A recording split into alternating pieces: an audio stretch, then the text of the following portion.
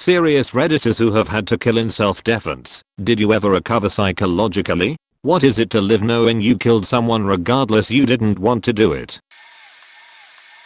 Throwaway for obvious reasons. Back in 2012, two men busted in my back door. It took them a few minutes as it was a metal door on a metal frame with sturdy hinges and a lock. One of the guys was probably 6 feet 6 inches and pretty large. He was finally able to break it off the hinge with a crowbar. When I heard them start hammering on the door, I told my wife to call the police and lock herself and our baby behind 2 doors, and I went out into the hallway with a shotgun. I kept yelling at them to leave and that the cops were coming and that I was armed. They kept coming. Eventually I heard a pop and the banging stopped and I knew they were through. I told them in no uncertain terms that if I saw them in my house, I was going to kill them. A few seconds later they came around the corner both holding what appeared to be weapons, and I shot the bigger one twice in the chest. The other one just stood there confused, probably trying to process what in the hell had just happened. He took one step towards me and I shot him as well. Police showed up about 2 minutes later. Both died at the scene. One had a knife and duct tape, the other had a crowbar. I later found out that the larger one was wanted for some sort of manslaughter charge because he killed his girlfriend a state over. I have zero regrets about that night. They had multiple chances to leave, and I have no doubt that they would have hurt my family if I had not stopped them. Afghanistan. Working at the gate to our fob when a blue van starts to speed up to us, swerving around the sea while we had put to make them slow down. It took me a moment to process that this guy wasn't going to slow down and that the van looked sagged and overloaded. Once I put those two together, myself and my gunner opened fire with our M240B into his windshield. The guy didn't stand a chance and his vehicle rolled to a halt about 25 yards away. Called up EOD, and they came out and found about a 250-pound IED in the back of the van. It was the first time I killed someone, but I regret nothing about it. It was that sick fuck or all of my buddies behind me in the fob. When I deployed, I told my guys I would make sure all of them made it back alive. Edit. Wow, this blew up quick. To clarify a couple questions you guys asked, a fob is a forward operating base. Think of it like an outpost we stage in and run operations out of. If you have ever been to Iraq or Afghanistan, you know that the cars over there are faking sheet. When this van was swerving, you could see that the tail end of the van was pretty much dragging in the dirt and came down hard on the suspension, hard with every bump. I took that into account when I was doing my risk assessment. Our M240B is a crew served medium machine gun. It's a badass gun and is only outdone by the 50 cal. Lastly, I'm more than willing to share my stories and answer any questions you guys have. But please be tactful. Don't ask how many people I've bagged and tagged. I did enough to get home to my family and bring my guys with me. That's all you need to know. Edit. 2 I've gotten a lot of requests for an AMA, but frankly I don't think I should do one. I didn't do anything out of the norm. Any other Marine would've done the same in my shoes.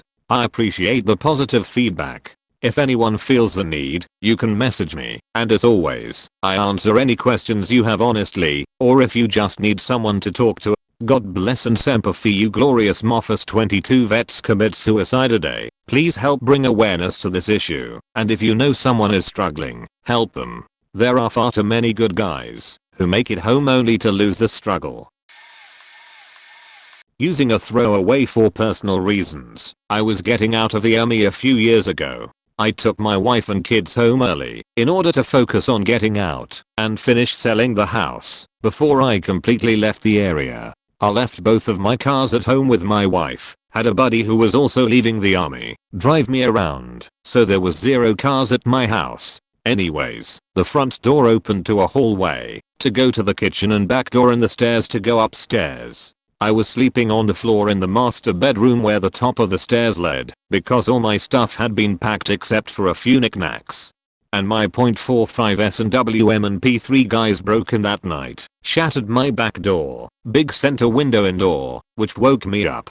I didn't have much to take, but my laptop and TV was the only thing downstairs. I heard them talking, heard them say stuff about not having much and taking the laptop and TV. Then heard them talk about looking upstairs. As soon as I heard the first step creak, I yelled out that I have a gun. No movement. Then they pretty much bum rushed the stairs and into my room. I shot the first guy in the neck. His buddy took a shot at me and missed where he then was shot in the shoulder.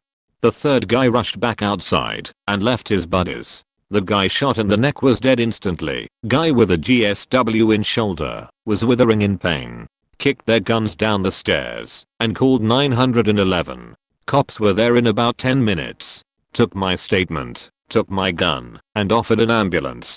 Don't think they ever found the third guy also 3 years later, and I think about it from time to time. What bothers me most is that I didn't kill the guy I shot in the shoulder, so I do fear he could find me again, and also that the house was nearly empty, so that dude lost his life over nothing. I'm pretty much faked in the head from deployments and such, so this just adds on to it. I just smoke a lot of weed to deal with it. Edit. Thanks for all the love, Redditors. I've tried to answer most of everyone's questions. For those that keep asking, yes, I have sought help.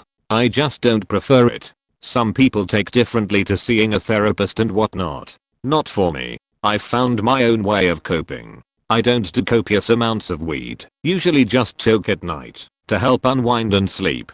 If it happened again, I would do it again in a heartbeat. Especially if my family was there also. For those that are worried, you will receive your weapon back in most cases. They used mine for evidence and whatever else. Called me a couple of months later to retrieve it. One more thing. Thank you all for the support of armed forces. But please, thank your local firemen, police, and doctors.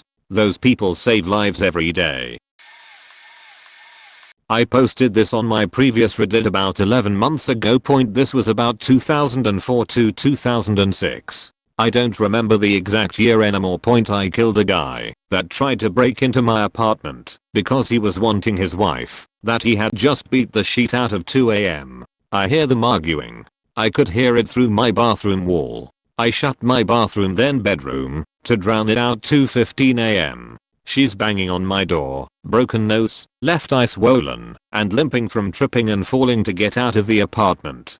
Told her to go to the bathroom, clean herself up, then hide in my bedroom. Husband comes out of the apartment, yelling her name, and he notices her blood trail to my apartment. Starts banging on my door, yelling to let him in. I warned him 3 times that he doesn't stop, I will kill you. He kicks the lock on the door. Door swings open, and I swing my baseball bat down onto his head. He falls to the ground stunned. He lands stomach first, and I see a handgun tucked into the back of his shirt. I grab it, throw it into my apartment, and warned him one more time. He got up, came at me. I slam my bat into his stomach, then slam my bat over his head one last time, which caved his skull in. I knew from the blood spatter from when I hit, he was dead. Thankfully, the neighbors had called the police when it started, and the second he fell to the ground dead, police had made it to the top of the steps. It never affected me as much as it should have. I reacted the best way I could for the situation I was in. I don't think about what I did anymore. I can't fix the past. This is so late that I don't know if it will be seen, but I'll post anyway. Also using a throwaway, because the victim is another Redditor who could be identified through my normal it. Back in 1995 I lived in a quiet neighborhood in the SF East Bay with my wife of a few years and our 20-month-old daughter. We had a small 3-bedroom 2-story house, and one of our second floor bedrooms doubled as my home office. One quiet Saturday morning I was in my office playing Command and Conquer on my computer with my headphones on, oblivious to the sounds of the outside world. I'd probably been playing for an hour or so when, during one particularly quiet moment, I faintly heard my wife cry out downstairs. Knowing that she was down there with our daughter, I pulled my headphones off to see if she needed help with anything. Until the day I take my last breath, I'll never forget what I heard when I pulled them off. I heard the voice of a man, with a thick Mexican accent, shout, "Quit yelling bitch, or I'll faking, cut your head off, and fuck your faking daughter." My daughter was crying hysterically. After that, it was like some switch was thrown in me, and my higher brain just shut off. I wasn't making decisions. I just acted. I don't even remember pulling the .45 from the lockbox in my desk. I just remember walking down the stairs slowly, scared as hell, that I was going to see my wife dead when I reached the bottom. Instead, when I reached the bottom, I saw my wife half naked, bent over the couch, bleeding from somewhere in her upper body, while being wrapped from behind by some burly guy with a knife in his hand. He wasn't trying to wrap her, he was in the middle of the deed, and was probably nearing climax point. I never said a word to the guy. Not while I was upstairs, not while I was coming down the stairs, and not when I walked into the room. His back was to me, so he had no idea I was even standing there. He was holding his knife in his right hand, so that was the arm I grabbed with my left when I pulled him off. He spun away from her and me with a confused look on his face, and I shot him square in the chest at nearly point blank range, before he had a chance to say a single word. His face went pale as he went onto one knee, and I fired twice more. One hit his neck, and the second missed entirely. I was told later that the first shot was the fatal one. What happened next has always been a point of shame for me. The only thought going through my head at that point was that I couldn't let my daughter watch this man die. Without even checking on my wife, I scooped my daughter up and walked out my front door. As I walked out to my driveway, I saw one of my neighbors standing there staring at my house. He'd heard the gunshots. The poor guy went pale when he saw me walk out, and I vaguely remember asking him to hold my daughter while I went and checked on my wife. The neighbor asked me if I'd shot her, and I told him, no, I shot the man who was wrapping her. I didn't realize at the time that I had the guy's blood spray covering half my body, and that I looked like something out of a horror movie. I then handed him my daughter and my gun. I also have no idea why I gave him my gun, and went back into my house to help my wife. The police and DA gave me some flack about the exact circumstances of the shooting. One of the detectives told me that it was more of an execution than a defense, but in the end they declined to pursue any charges. The man who attacked her turned out to be a guy with serious mental issues who had been previously convicted of 2 violent raps, one of which was against a 9-year-old girl. Under California's then new 3 strikes law, he'd have gone to prison for life if I hadn't killed him. As for recovery, I like to think that I've recovered from it, but it certainly induced a few behavioral changes. To this day, for example, I can't wear headphones that block out background noise. Even after years of counseling, over-ear and noise-canceling headphones give me panic attacks because I can't hear what's happening around me. I found out later that he'd been wrapping my wife for nearly 10 minutes before I heard him, and that he'd actually told my wife 3 times that he was going to wrap my daughter when he was finished with her. I was sitting 30 feet away and had no idea it was going on, and that fact has faked with me for years. My wife had a much worse time of it though. In addition to 2 stab wounds to her shoulder and upper arm, and the bruising and injuries from the forceful wrap, she ended up having a mental break and took years to really recover. For the first 6 months, she absolutely could not be in any room by herself. For more than a year, she couldn't be in a house by herself, and she never re-entered the house where this happened. For several years, she'd break out in a sweat when she heard men with deep Hispanic accents talking, because she'd hear his voice again. Even now, decades later, she starts shaking if you try to talk to her about it. She's fine in every other sense, but even discussing it freaks her out. Someone tried to rob me with a knife. I was on my way home from my shitty job at college, where I got paid under the table. It was Friday, and I was walking the 3 blocks to my house with a wad of cash in my pocket that I needed. He stepped out and waved the knife and told me to empty my pockets. My immediate thought was "fuck no you junkie." My second thought was the words of my friend, a black belt in Kyokushin karate: if you get in a knife fight, don't be afraid to get cut. It's gonna happen anyway, just don't let it be bad. We were half joking when he said that. When was I ever gonna get into a knife fight? I said no to emptying my pockets. He stepped forward brandishing the knife. So I threw all 230 pounds of myself at this spindly man that should probably weigh 170-ish, but was instead closer to 140 lbs. I did get stabbed. Honestly, with my adrenaline running, I hardly felt it. It felt like a hard punch at first. I eventually tackled him, and from on top, slammed his head into the sidewalk once, and he went limp. He was still alive at the time, if unconscious. The problem was actually that he actually started a brain hemorrhage, or some sort of brain bleeding, and died after reaching the hospital. Anyway, right after he went limp, and I started to calm down a bit, did I realize that my side hurt really faking bad. Far more pain than I remember ever feeling. That was when I noticed I had been stabbed, which was weird, because I remember that when I took the slash on my arm it hurt really bad the second it happened. Anyway, I also had a trip to the hospital. Now, to answer your question, I don't really feel bad, and I don't think about it anymore. When I was first told he died I was a tiny bit saddened, but that only lasted a short while. It wasn't even because I killed him. It was just because someone died when they didn't have to. But I never blamed myself for it. After all, I didn't put a knife in that guy's hands and tell him to mug someone. The guy's mother was apparently called in at some point or another while I was at the hospital. She came to talk to me. It was odd. She was sad, but she wasn't bitter or anything. She basically knew he was on drugs and had kicked him out of the house about a year earlier. I was more sad for her than anything else, but never felt guilty about it. It was more detached, I guess. I felt sad, but more like the sadness you feel when reading about it in the newspaper, not the kind where you are involved firsthand. I felt sad she lost a son, and even that feeling left me quickly. But towards the guy himself I felt nothing. Bonus story about the other time someone tried to steal my sheet. I keep opposite hours of my roommate. While he's at work I'm sleeping. While he's sleeping I'm at work. Very slight overlap after I get home from work for about an hour to see each other. A year or so ago someone successfully broke in.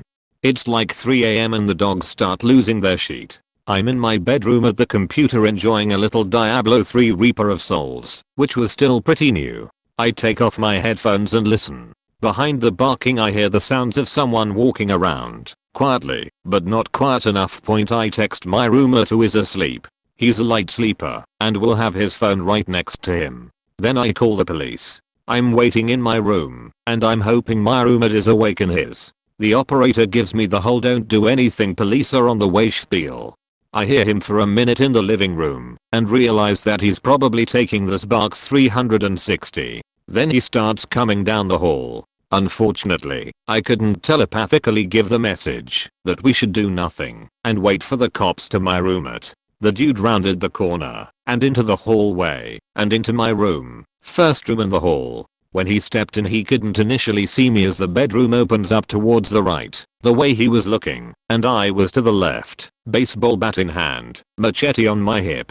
He scanned the room and took a step in towards the center of the room. Then my roommate tackled him from behind. And that was it. It was over. He sat on his back and held his wrists until police showed up. The guy struggled for a few seconds and gave up quickly. My roommate isn't the strongest guy in the world, but his job is to pick up heavy bricks and move them somewhere, so the guy wasn't going to break free easily. Very short version of a long nasty story. I got carjacked almost 25 years ago in Newport News, Virginia when it was all the rage in certain shithole eastern US cities. Instead of just shooting me with the little semi the guy had, he had me drive him to a couple of crack houses, also all the rage 25 years ago. Dragged Myers inside to 2 or 3 used cash he made me pull out of an ATM to buy for him, back in the car for another go around. Seems like this went on all night, but it was probably only an hour or 2. Regardless, at some point the guy started to bug out and wasn't paying attention to me. When we got back in the car for round number whatever, my tire iron was under the front seat of my car, and I flat out smashed his face in with it. Heard bone break, blood all over, the whole nasty deal. Pushed him out the door and drove home. Honestly, I puked a bunch, got sheet-faced drunk, puked some more, raged quite a bit, and then passed out. Never called the cops, never got questioned, and talked about it with only a couple of friends. Since maybe the first couple of days, when the adrenaline come down felt like it was going to kill me, I haven't thought that much about it. It's possible I didn't kill him, although I doubt it, and always assumed he died. Sounds weird, but I haven't lost much sleep over it either. I'm fairly certain he would have killed me if I hadn't hit him. Anyhow, it lurks in the back of my thoughts, and if nothing else I know that I could kill someone if necessary, because I certainly tried to kill that guy, and to the best of my knowledge I did. My senior year of college, I had an off-campus apartment in a really shitty part of town. I often went to the batting cages with my roommates just for fun, so we each had our own baseball bat point. It was a Friday night, and I heard a bang at the back door. I honestly thought it was just one of my roommates who had locked themselves out drunkenly. Well, I get down there, and there's a guy in the kitchen wearing a ski mask. I just grabbed one of the baseball bats and swung at this guy as hard as humanly possible. Well, I hit the guy square in the head. He fell back, broke down the sliding closet door. Two of my roommates came running out, and I was just standing over this guy, who was profusely bleeding on our kitchen floor. One called 911 and the other one took off the guy's ski mask, and we tried to stop the bleeding with it. At this point the lights were still off, and I didn't actually realize how much blood was everywhere. Two cops show up what felt like an eternity later, and then an ambulance wheeled him off. He died not too long after that. Our last roommate showed up while police were still taking statements. He just walks in and gives us this look like, what the hell happened? And I just said, I broke your bat, I'm sorry. He didn't really give a shit about the baseball bat. I just didn't know what else to say. None of us slept that night. We just watched South Park on Netflix and all called out of work the next day. I remember there was a lot of disbelief. I mean, I couldn't believe that had just happened. Never felt bad about it though. I did often wonder for a while what led that guy to break into our place. I do however own a .22 revolver now. Edit. A lot of you guys are pointing out I can get a higher caliber, but get rounds that won't penetrate the walls. I'm definitely going to look into this. I hadn't even considered the idea before. Thanks everyone so much. Edit 2. Just a little context to how I wound up with a .22 when I wanted something for self-defense. When I moved into the apartment complex I'm in now, this was the same time as I was shopping around for a gun. Well, this was only a month and a half after the incident, so I was ready to get the biggest gun with the most stopping power I could find. Well, the people across the hall from me had a kid, I think he was 3, with autism. Sweetest kid in the world, but I imagined someone breaking into my door and me pulling out an R-15 and sending 2 shots through the wall, and then bam, kid has no parents. So I got a .22 and figured it'd get a bigger one someday. Well, here I'm years later, and I'm now for the first time actually going to do it. Haha.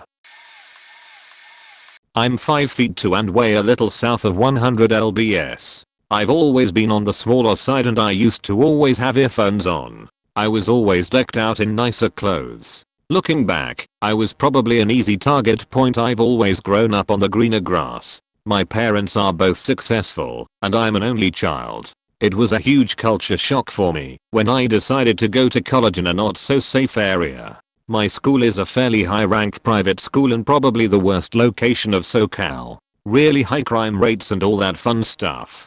I was walking to my apartment after a long day at the library. It was around 1 AM or so. I normally drive, but that day I had lent my roommate my car, so I decided to walk to school instead. I could have taken the shuttle, but I figured I should exercise and all that fun stuff. I was young and reckless. I think I was about 10 minutes away from my place when I noticed I was being followed. I didn't think much of it, so I kept going. There are a lot of homeless people in the neighborhood and they're fairly harmless, so I figured it was one of them panhandling or something. What I didn't know was that there was someone else in front that was following me too. The cops said they had planned it from the start. I wasn't a random target. They were herding me to a location they wanted me to be in. I don't really remember how it happened, but I turned the corner and everything went black. When I woke up I was sitting on the floor of the alleyway in the corner and there were about 3 guys towering over me. 2 of them had a knife, and they told me if I screamed they would make sure the cops wouldn't be able to identify my body. I remember them grabbing me by my hair and dragging me further down the alley and being forced on the floor on my stomach. One of them held onto my hair and my hands, so I couldn't move my head, and I felt strong pressure on the back of my calves and thighs. I imagine they were probably stepping on my legs, so I couldn't move. I remember crying and choking on my snot and tears while trying not to make a sound. I also felt something really cold on my neck. I knew it was the knife, so I kept quiet. They rummaged through my bag and took everything worthwhile and threw the rest in the giant trash bins. Whoever was stepping on my legs bent down and started patting me down to make sure I didn't have anything on me that was worth stealing. They took my iPod, iPhone, around $200 in cash from my pocket. I felt really strong pressure on my side after that knocked the wind out of me. I felt like I was going to die. I imagine they kicked me. I couldn't curl up into a ball and cry though. They were still holding on to me. The part after that is a blur. I remember one of the guys saying let's bounce and another voice saying let's have some fun with this Asian bitch.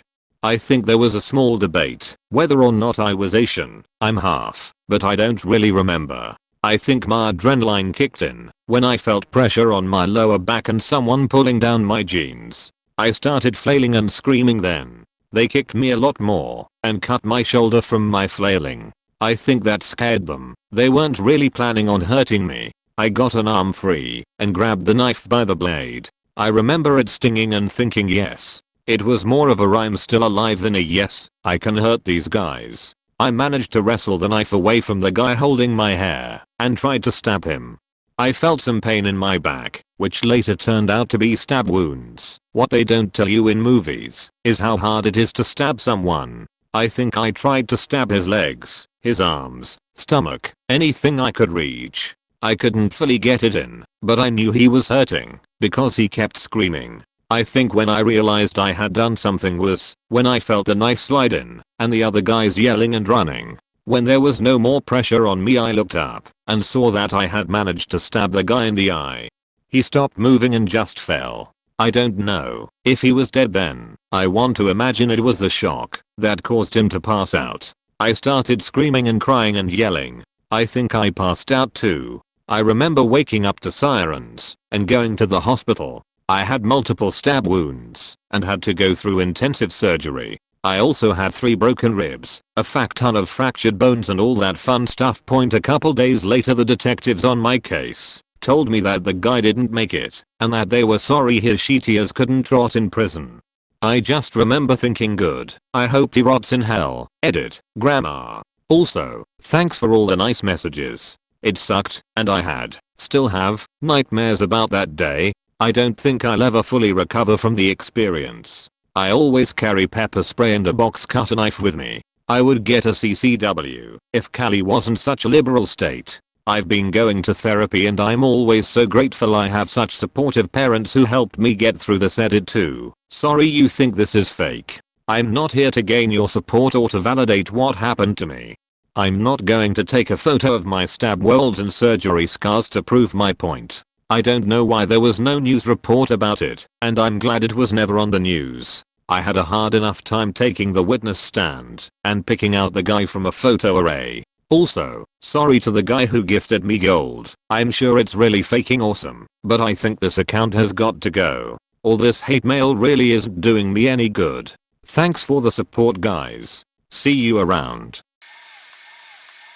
Attempted carjacking by 2 refugee facts in the wake of massive natural disaster. Far enough away to avoid being completely destroyed, but close enough that practically all law enforcement and EMS were sent out of the area to assist in the worst spots. Rather unscrupulous individuals took advantage of this. Waves of people fleeing the worst of it. No electricity, awful heat, break-ins, theft, raps, lady down the street, found with her head stove in. Pleasant Time Point made a run into town to obtain some supplies and was hauling gas and food back to the house in a pickup.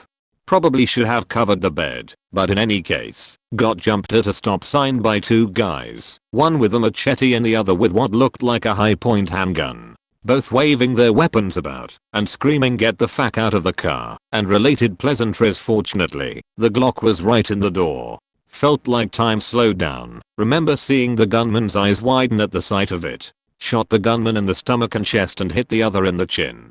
Bled way more than a deer would. The teeth were a rather unpleasant sight, and they never really mention people shooting or pissing themselves on death in the movies. Machete died extremely fast. Gunman curled up and was making some kind of noises. Gunshots had faked up hearing. Took ages for the deputies and EMS to show up, with the gunman dying shortly afterward. Cut and dried affair legally speaking. Deemed clear case of a justified shooting point, didn't exactly shed any tears over them. When you attack someone, that is an outcome you can expect. Been more on my guard in the years since, and had random adrenaline rushes and unprovoked feelings of extreme danger present for a few weeks afterwards. This was back in 2003. I was 14 at the time. I was visiting my aunt and uncle in Texas for my 2-week Christmas break. We were all supposed to go out to my cousin's baby shower, but I came down with a chicken pox.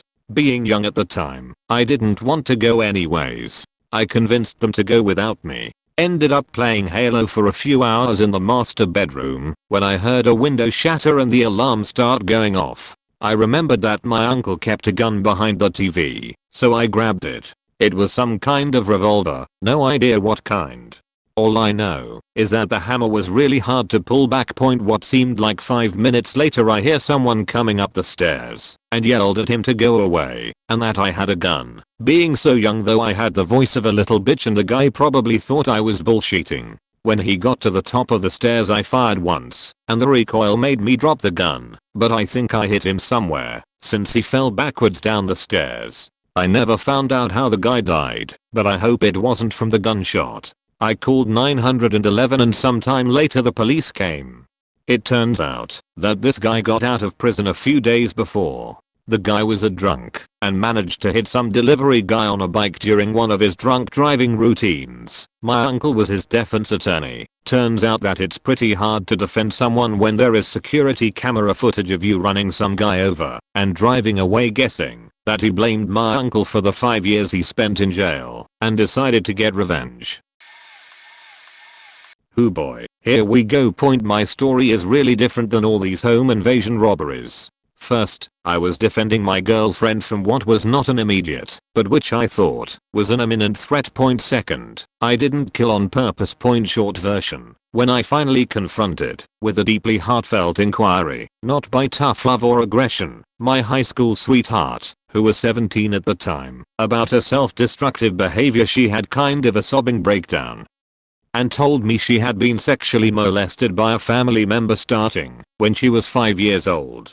I wasn't sure it had ended and didn't ask. I wanted to make sure it never happened again if it hadn't stopped, so I purchased a stolen handgun with the serial numbers ground off from someone at the street races. I later found the family member who my girlfriend had told me about and threatened him with the gun. Weeks later, long story short, he assaulted her, choked her out, and I happened to show up at the house just after it happened. I punched him in the head, and it was never decided either there was a freak accident and an artery in his brain sort of tore, or when he fell and hit his head on the ground that caused the tear in his brain.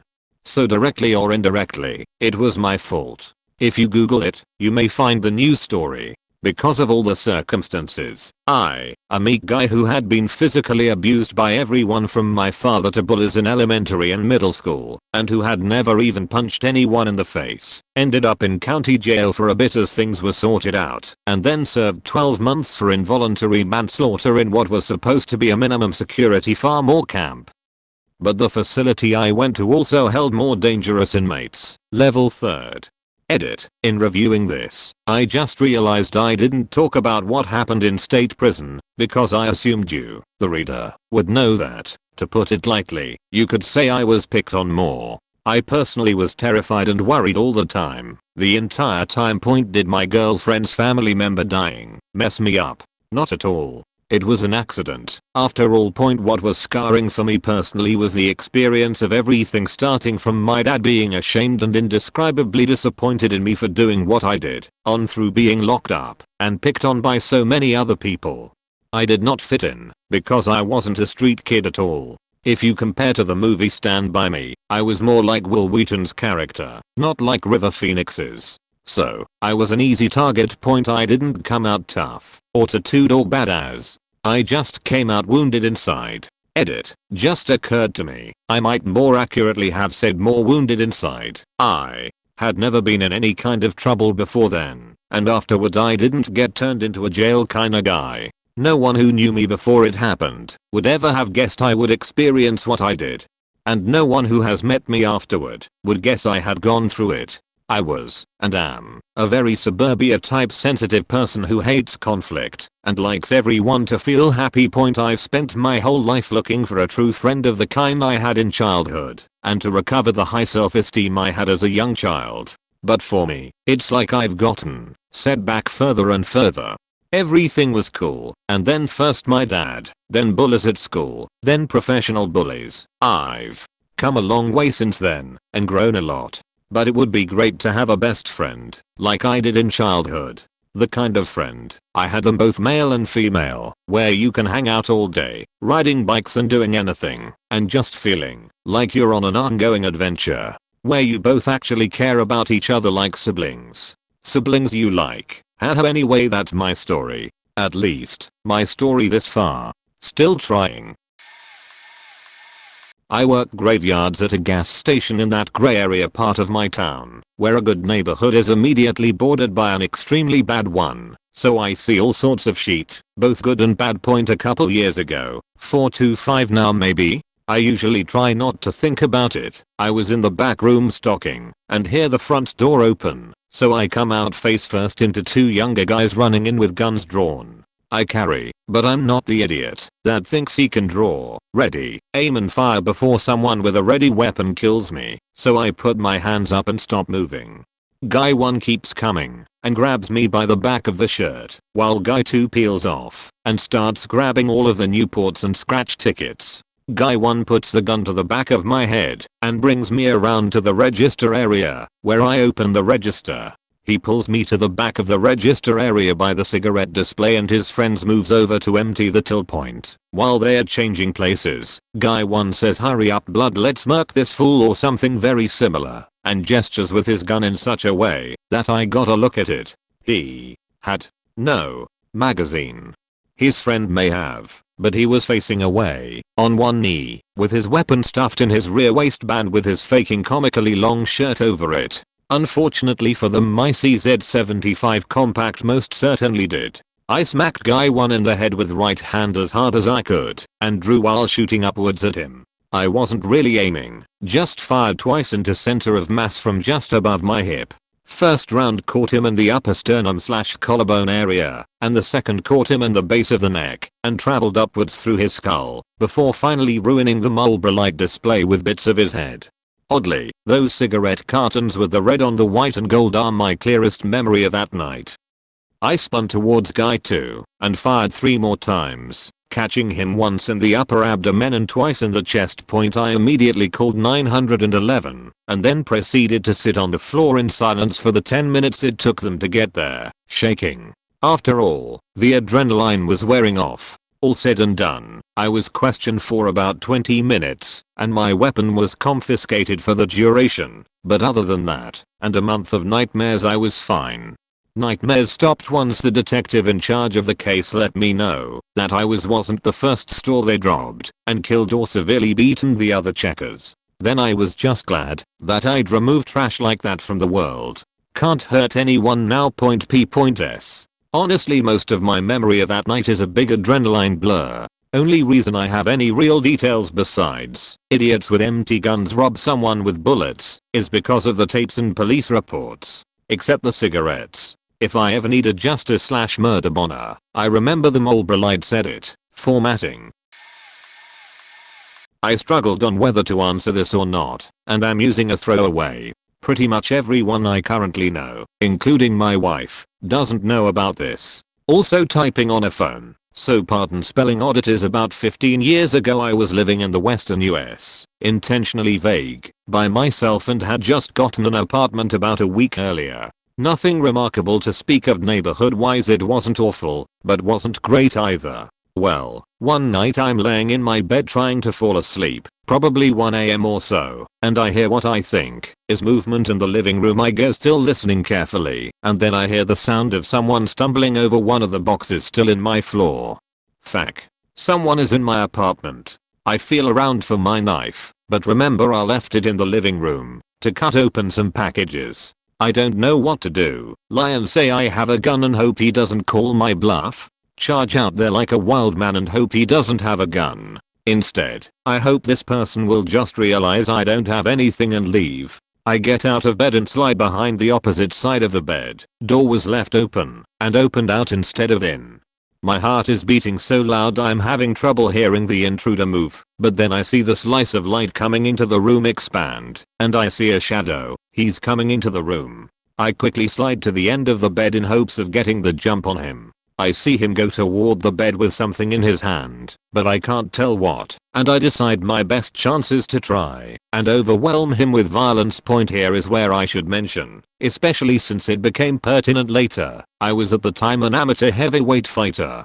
Specialized in boxing, but was in this western state working with a university coach to learn wrestling. This guy is good sized, but I tackle him into the nightstand, we fall to the floor. I recall him briefly on top in the scrum, but I quickly take top mount and absolutely unload punches and elbows. Whole thing couldn't have lasted more than 15 seconds. I turn on the light and see a gash on my elbow and find a knife laying nearby. I kick it away. The intruder is out. There is a good amount of blood and my end table is broken, and part of it is laying on him. Cheap target sheet. I call the police and tell them what happened, but as my adrenaline is wearing off I look at this dude and realize I really faked him up. Bad.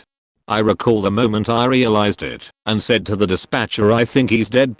Turns out I'd basically crushed his skull and broke my hand. AMD he was probably dead before I stopped hitting him. What followed the next 2 years was pure hell. Unfortunately for me, I was white and this what turned out to be 17-year-old kid was black. Media was all over it. Black teen beaten to death by white heavyweight fighter. Amazing how quick the part about him breaking into my house with a faking knife went away with the media.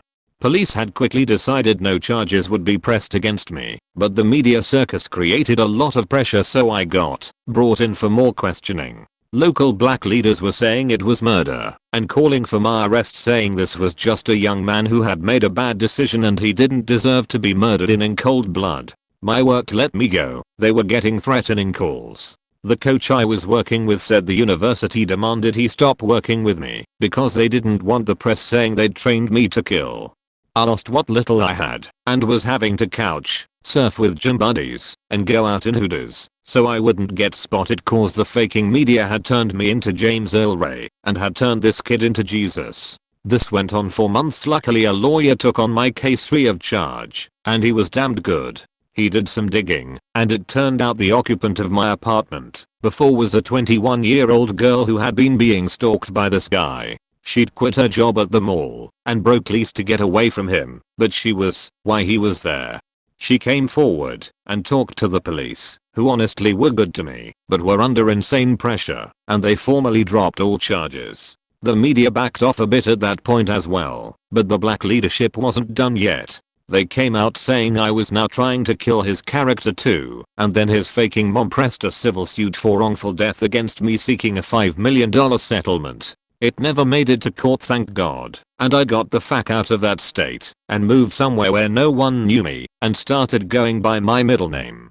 Long-term effects. I left fighting right after. No state would ever sanction a fight for someone in my situation, even though I was cleared. Didn't struggle with PTSD from it or anything, but I do have some anger issues when people play the race card and frankly developed some hatred toward the media and black leadership. I also feel I lost empathy for people. What I dealt with robbed me of any faith in people, and that is something I struggle with. TW for obvious reasons. I'm kinda late, but here it goes. It was my uncle when I was 16. My family was away on a final trip for my other uncle who was dying of cancer. He was my father's closest sibling, so they wanted to have one last trip. Anyways, my other scumbag uncle, who's a crackhead, thief, and a liar, broke into my house thinking we were all away. It was in a broad daylight. People were wide awake, and he was smashing out our living room window. He was wearing a mask, which I guess was smart because we've got cameras in the house that we use when we go on trips, so I didn't know who he was when I shot him. I didn't know until the police arrived. He broke in and started walking upstairs towards all our bedrooms, and I shot him in the stairs, and he fell down and died 2 hours later in the hospital. I don't feel bad for it. He was a scumbag. My cousin's childhood was fatherless because he spent it all in jail. When he got out of jail he went back to the drugs and stole my cousin's bucks, computer, and even tires off my cousin's car to sell for his drugs. His own son, and he was stealing from him to do drugs. Fuck him. He had robbed a home before when I was very young, but I figured he had been smart enough to not do it again. He has stolen thousands of dollars from his own mother, who was still supporting him when I shot him, made her sell all the possessions left over from my grandfather to make sure he doesn't land his ass back in jail. Lawyers, car repairs, drugs, 100% supporting a 38-year-old man. Now I don't feel bad for it. I did momentarily when I learned who it was, but a few years after the fact I did what I would have done to anybody who broke into my house at that time. About 11 years ago, late 1999, I was jumped by two guys at a small park in Whitney, Washington. It was 8:45 to 9 p.m. I had just gotten off of work and was going to run a few laps to burn off some excess energy. The sun was just about set as it was summertime, but there was a little bit of natural light left. The park was located on top of a plateau type land formation and there was only two ways in or out the road leading up and a small dirt trail at the opposite end of the park. I had been there for about 15 or 20 minutes when I realized that I not only was being watched by two men, I was being herded into a corner away from both exits.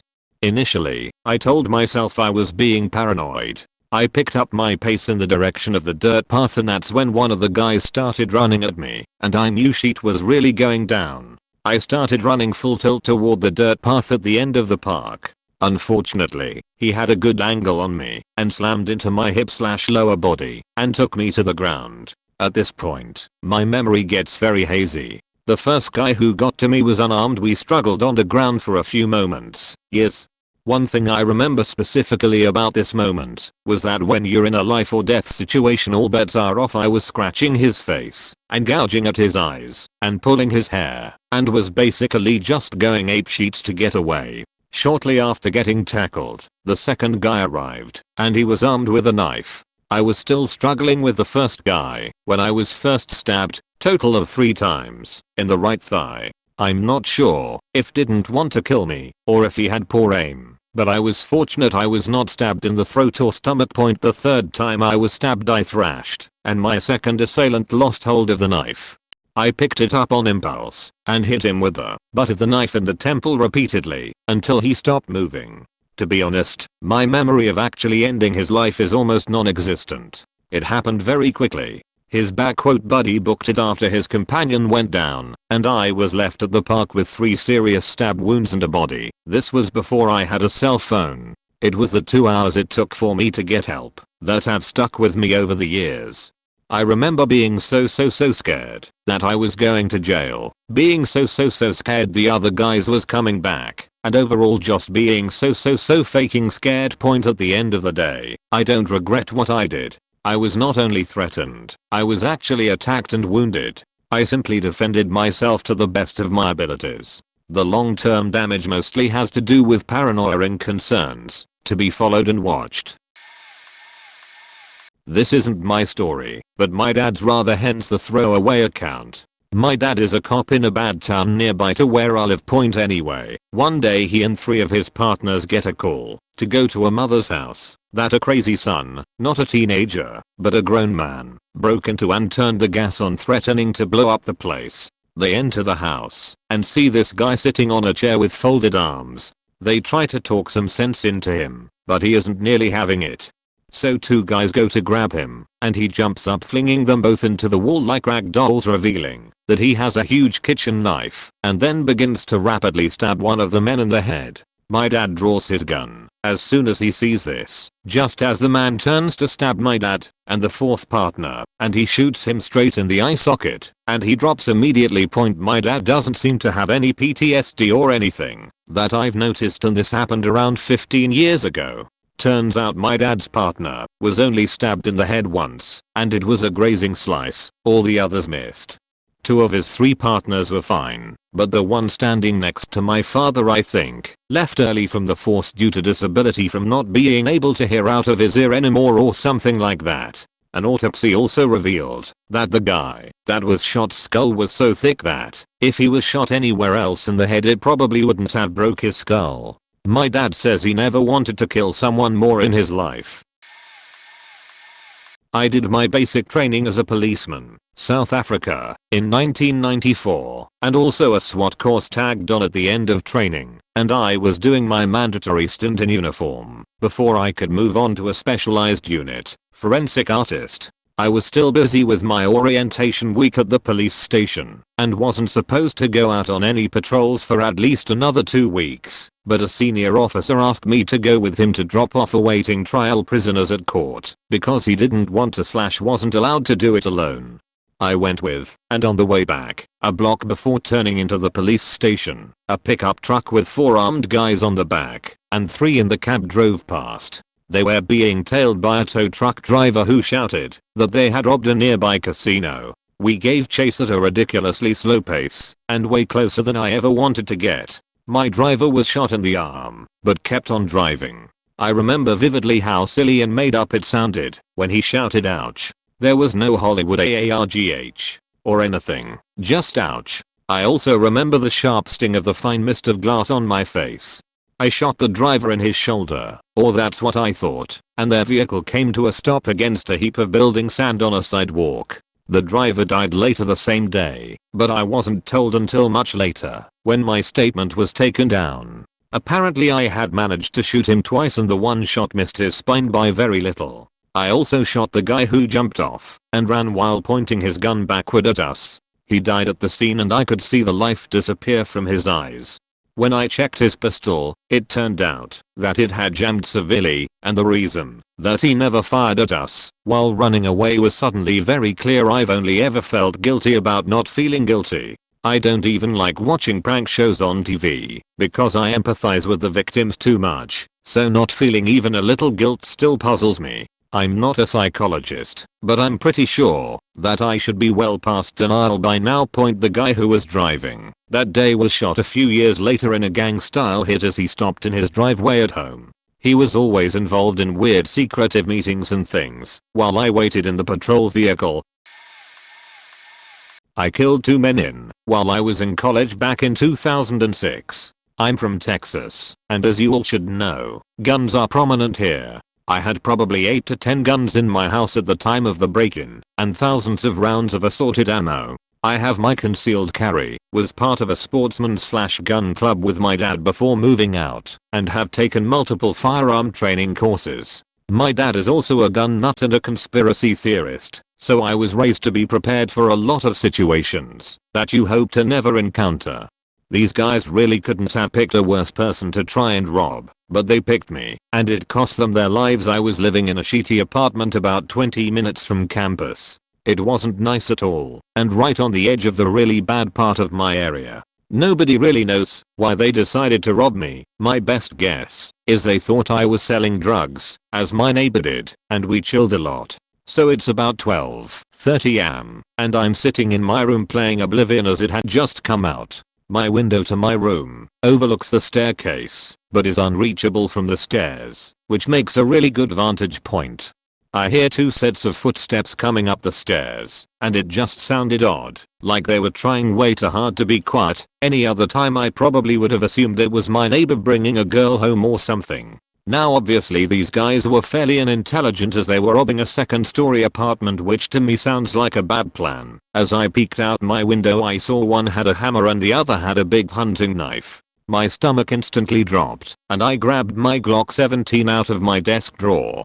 I started making my way towards the front door as I assumed they were going to try and rob my neighbor, and I was gonna try to get them to leave without violence. So I round the corner and they just begin beating on the door. I scream at the top of my lungs, "Listen here you motherfuckers, the police are on their way. They weren't coming yet, and if you come in here you're gonna get popped," because I armed to the teeth. They didn't stop, finally broke the door. Instinct took over. I made eye contact with the first guy, and then I unloaded 3 bullets into each of their chests in about 5 seconds. My neighbor was not home, and the downstairs neighbor heard the commotion and gunshots and called the police. They showed up about 5 minutes later and declared the men dead at the scene. I think about it a lot, but in no way do I feel any regret. I feel bad that those guys made poor choices and that honestly robbing any other apartment would have left them with their life, but also I'm glad they chose mine because I doubt any other people in my apartments are prepared to handle that situation and it could have caused an innocent person to die. In my opinion, anybody who is attempting to take away another person's life deserves to have their life taken. I did have to move out of the apartment because the landlords were total assholes about the situation and actually had the faking balls to ask me if I really needed to shoot them and how they were going to have to deal with the cleanup now and how it was gonna go on their records and sheet. Plus the neighbors all looked at me like I was the psychopath, but I'm gonna throw a semi-racist guess and say I think it's because the majority of neighbors and the landlords were all black and I'm white. It was the worst night of my life, and I don't think my heartbeat slowed down to a normal pace for about 24 hours after that experience. My neighbor came home about an hour and a half later and smoked me out to calm me down, and we had a pretty heavy conversation about it, which I think really helped ease the emotions. The only plus side, I will say, is that my boss told me to take a week off, and I was allowed to have an extra few days for some homework assignments. A bit late to the ball, but whatever. There was an ongoing war between two schools growing up in my hometown as a kid. It was actually the French school vs the English school. I always got caught up in fight, even thought I never asked for them. Just stupid kids playing gangsters. At some point, sheets started getting heavy. Some anglers used baseball bats on some dude, and from then everyone started carrying weapons, knives, brass knuckles, bottles. So one night me, some 4 to 5 friends, my stepbro and some girls, including my then girlfriend, are hanging playing soccer when some beef started between our girls and some drunk English girls. We chase them away and decide to leave point. As we're all leaving, about 30 people show up. Before they encircle us, my little bro and 2 others' friends leave to call the police. I learned later that they tried ringing at nearby houses for help, but they all turned them down. So they had to go to my friend Alex's house, which was at a much considerable distance point. So, without going into details, the group had bats, knives, broken bottles and chains, and they made it clear they were gonna use them on us and our girls. I played the madman card, pulled out my Rambo knife from my boot, and said the first man to try would die from this blade. The showdown after that lasted, or at least seemed to last, at least 15 minutes. Them trying to push themselves to attack, their girls shouting them to do it from way back, me repeating was I said point. Eventually, someone charged me with a little pocket knife, the type you put on keychains. I stabbed him in the leg, he stabbed me in the stomach, I stabbed him back in the throat. Blood everywhere, everybody fleeing except me, and my friends and some girl who was holding the guy, crying and screaming. Police show up right after. He was already pretty much dead point. I had to see psychologists after that for a good 3 to 4 years. Met the guy's brother years later, apologized to him, and that's it. It doesn't haunt me. I did what I had to do, even gave clear warnings of what I would do. I stood my ground. It's a shame, sure. He was a just kid caught up in a stupid game. Only thing I hated was the few people praising me for it. Even punched someone for it once. But no nightmares, no regret. I know it's late, but I'm drunk and feel like decompressing. I was in Sangwin, Afghanistan, July 2010. I was a truck driver, but my truck got blown up and I was stuck with this grunt platoon for 3 weeks until the next resupply run. I volunteered my services to one of the CPLS's a body to stand fire watch in the turret of an MRAP. We were in the middle of nowhere, just a circle of trucks and fighting holes on top of a hill. I had a 240B and would sit in the turret for 4 hours a day. Pretty sweet deal actually. That's all I did, then I faked off the rest of the day. Anyway, one time I stood posts, I think it was a 1700 to 2100 shift, I don't remember exactly. Right as the sun went down I heard axe in the distance, which was pretty normal. They had been doing this all week, just pot shots then run, maybe come back 8 or 12 hours later and do it again. This day was a little different because about 10 minutes later I heard mortars along with it. A grunt jumped in the truck and turned on the car. We heard it was on the north side of our little cop. I didn't think much of it. When there's a firefight we are trained to just forget it if it's not in our sector of fire. Then a few rounds hit the side window of the MRAP. The windows were immediately behind me, so I wheeled the turret a full 180. A grunt sergeant in the hole behind my MRAP told me to fire at the gate of this house behind us. The gate was a solid piece of aluminum, couldn't see behind it. He said he saw someone popped over it and fire. As I put the 240 in my shoulder and aimed, I saw two silhouettes pop over again and heard rounds tink off the truck. I fired 3 7 to 10 round bursts and the sergeant told me to stop.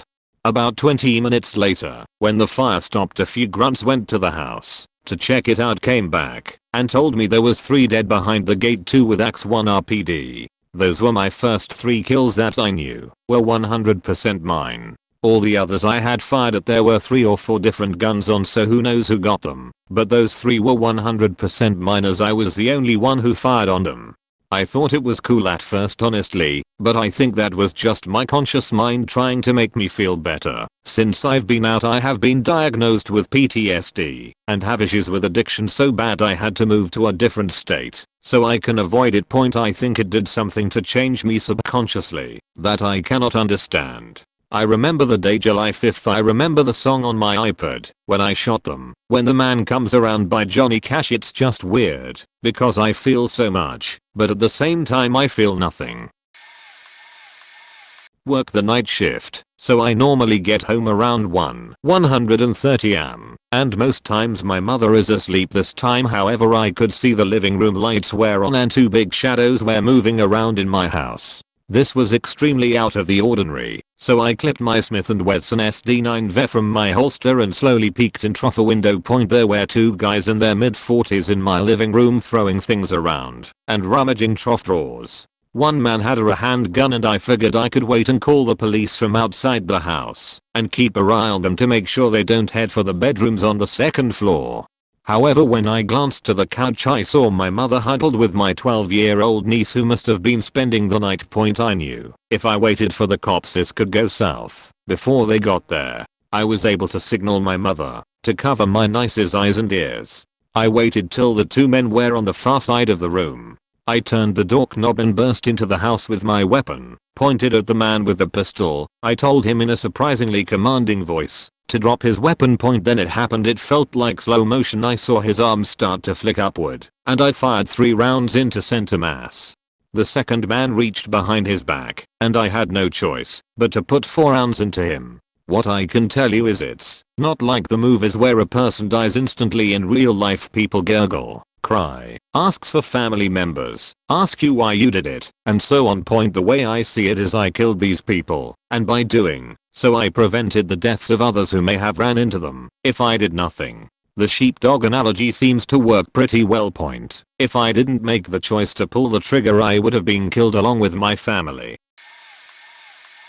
This will probably get buried, but this happened when I was 21. I was a party girl back in college and met this older businessman at a club. We would go on dates and he would buy me things. He'd go out of the country on business trips and let me stay at his house. And one night, while he was out of the country, I woke up to the sound of glass shattering. I heard a masculine voice telling his accomplice to take this and that while he was going to go look upstairs. At this point my heart was pounding and glanced around the bedroom thinking of what I could use to defend myself and ended up grabbing the vase. I remember waiting until the door opened and throwing the vase as hard as I could. I hear it shatters, but I remember seeing the black figure still advance towards me. He started punching and kicking me, and when I stopped fighting back he lifted me onto his shoulder, carried me downstairs, and laid me on the kitchen countertop. What he said to his accomplice still gives me nightmares. Look what I found. Hurry up and you can have seconds. He then started feeling me up and all I remember was looking to my side and seeing the collection of steak knives in a wooden block and using all my strength to pull one out and began slashing and stabbing. I could feel his blood everywhere and he and his accomplice ran. I dialed 911 and I honestly don't even remember what I said, but the lady operator was nice and kept telling me everything was going to be okay and that police and ambulance was coming. Found out later that the guy I slashed up lost so much blood he collapsed and died outside the house. Will use this throwaway to protect my family's anonymity. A one-time relative told me about a time in his life when he or his roommates ran with low-level drug dealers. Whichever, he was home the night some competition, customers or whomever, invaded their apartment intending to steal either drugs or money or maybe both. At least one had a gun. There were two of them, and they forced my relative and his roommate to the floor on their stomachs. They then began duct taping their hands behind their backs. One was doing the duct taping, and I guess the other one was watching. At some point, while my relative's roommate was being bound, the bad guy doing the taping put his gun down to pull and tear the tape. He put it right down within reach of my relative, who had the wherewithal to reach for it because he was not yet bound. He squeezed off one shot and killed one of the intruders. I don't know what happened to the second. I do know that they obviously aborted the invasion, and that my relative was alive to tell me the story some 10 years later. This apparently happened in the 80s. I could tell he was not prideful about conveying the story to me. Probably because he was ashamed about the lifestyle he had gotten caught up in, for one thing, but also I think he did feel some guilt. He didn't even need to tell me about it save for some random remark one made about people needing to kill some people in self-defense, and I think he thought I had gotten wind of it somehow and decided to reluctantly recount. Yeah, I think it bothered him, and probably still does. I apologize if this is overly long or detailed, but I haven't told anyone but professionals this story before, and I really need to get this out. This was 4 years ago, at a house party, when I was in college. I was pretty drunk and high, not full down wasted, but enough for everything to seem blurry and to slur my speech. I was wandering around the house, looking for my friends, when this guy approached me. I'm a tall girl, and he was only a couple inches taller than me, and not that much broader. For some reason, this equaled totally safe dude to trust in my wasted brain. He said I looked ill, and offered to take me to the bathroom. I accepted. I remember stumbling up the stairs, hanging on his arm, giggling. I remember him pushing me into the bathroom, and the click of the door locking behind him. Things escalated from there. You don't really need the details. I was fighting back and saying no the whole time, but he didn't care. But at some point, his grip on my throat slackened. And please understand, at that point my only thought was to get him off me now, and the thought that he was almost done, or that I should wait it out, didn't even cross my mind. So I threw myself forward, knocking both of us off balance, and went for his face, like I'd been told to do in self-defense lectures. I clawed up his face and hooked my fingers in his eye sockets. He started shrieking then, and then we slipped and fell onto the floor and I cracked his head against the tile. He tried to push me off, so I did it again. I have no excuse for that, just adrenaline. There was blood everywhere, mostly from his eyes. He went limp, and I started banging on the door and screaming for help. He died in the hospital. It was ruled self-defense, and I was not charged with a crime. I have barely recovered psychologically. In the months and years after the attack, I couldn't really go places without someone there with me. I was faking terrified of men. I still can't be around men who look like him. I tried to kill myself, but the attempt was aborted because my parents were vigilant. Now, I can function in society, but I still have nightmares about the attack, where I wake up screaming, with phantom pain. The scent of certain kinds of air fresheners makes me retch. I can't be in bathrooms with tan or brown tiles, and sometimes the image of me digging my fingers into his eyes just pops into my head randomly. The squelch, the smell of blood, the horrified look on his face, and I have to leave the room. Every day I wrestle with the knowledge that it didn't have to go down that way, that I could have just waited it out, that I didn't have to knock him over like that. A lot of times, I feel like a faking monster, like a murderer, no better than he was. The guilt and pain and fear choke me, and it's incredibly difficult to deal with. Edit. Thank you, everyone who's responding. Reading your replies has made me cry, in a good way. This has been incredibly cathartic for me. For those who asked, I do not consider self-harm an option anymore, and I've been working with therapists and psychiatrists to reach a state of equilibrium. I hope to be in a better place soon. And just in case anyone reading this would find these useful, some resources for survivors of sexual assault and their loved ones. These are for all genders, not just women. Rain, rap, abuse and incest. National Network Sexual Assault Hotline 800.656. Hope 4673. Sexual Assault Online Hotline. International Sexual Assault Resources. Even though this is a new post to this 10-hour-old post, I'll explain anyway in the small chance that someone reads it. Growing up, I was small. I was the stepchild to my stepfather, and I was treated as such. I was never part of the family and I never spent a day where I didn't get hit because of this or that. This went on for as long as I can remember. The sad thing was, my mom couldn't leave him because he was the major breadwinner and we couldn't deal without his income. My brother was born when I was 5 years old and things became permanent. Getting slapped or hit progressed to getting tossed through windows or bouncing my skull off concrete. I was small, tiny, and I couldn't fight back. This continued until I could get to college and leave this mess. I never had anything on my 350 pounds bodybuilding stepfather for college. I stayed out of contact intentionally and started over. He ended up with leukemia and I remember coming a few times but not often. However, the abuse didn't change then. He became addicted to painkillers. He had himself a middleman that he bought from. And during his drug pickups, his middleman would pick up crack and smoke it in the car.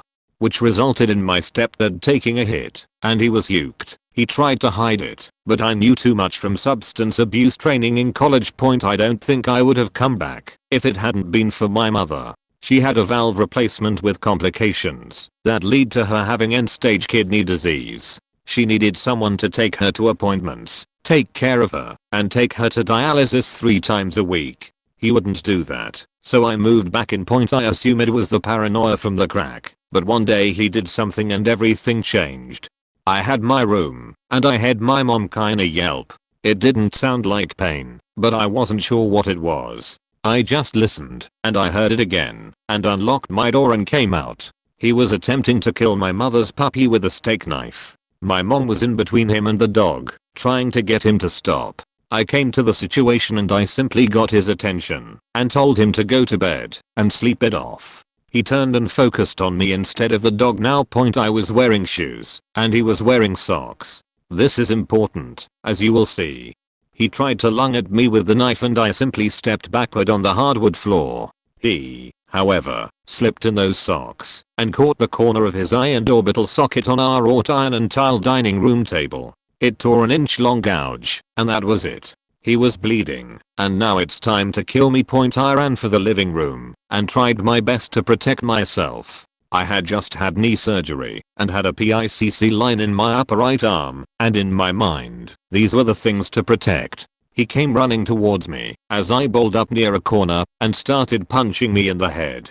Over and over, the hardest I'd ever taken his fists. He broke my jaw, faked up some teeth, and kept hitting. Then he started kicking me in the back. Punch, kick, punch, kick, punch, kick. My mom interfered. He never hit my mom and told us he was going for his keys and was going to leave. Instead, he comes out of the bedroom with a large buck knife. This knife was used for gutting deer. My parents were hunters, and he lunges towards my ass. I get a mild slice in the abdomen as my mom stepped in the way again. He drops the knife. I'm realizing I need to get out of the house, but because of all the skull shots, I'm dazed. He goes to get his keys again, and I've just gotten to my feet. I'm spitting blood and kinda stumbling around. My next memory is seeing him with a shotgun. I was raised around guns, so even though I was all messed up mentally, I assessed the situation. He had his finger in the finger guard, on the trigger, and ready to pull. If it hadn't been for my mom stepping in between us, I'd be dead right now. He left with the shotgun in hand and was gone. I told my mom, this is it. We leave now. We do not come back.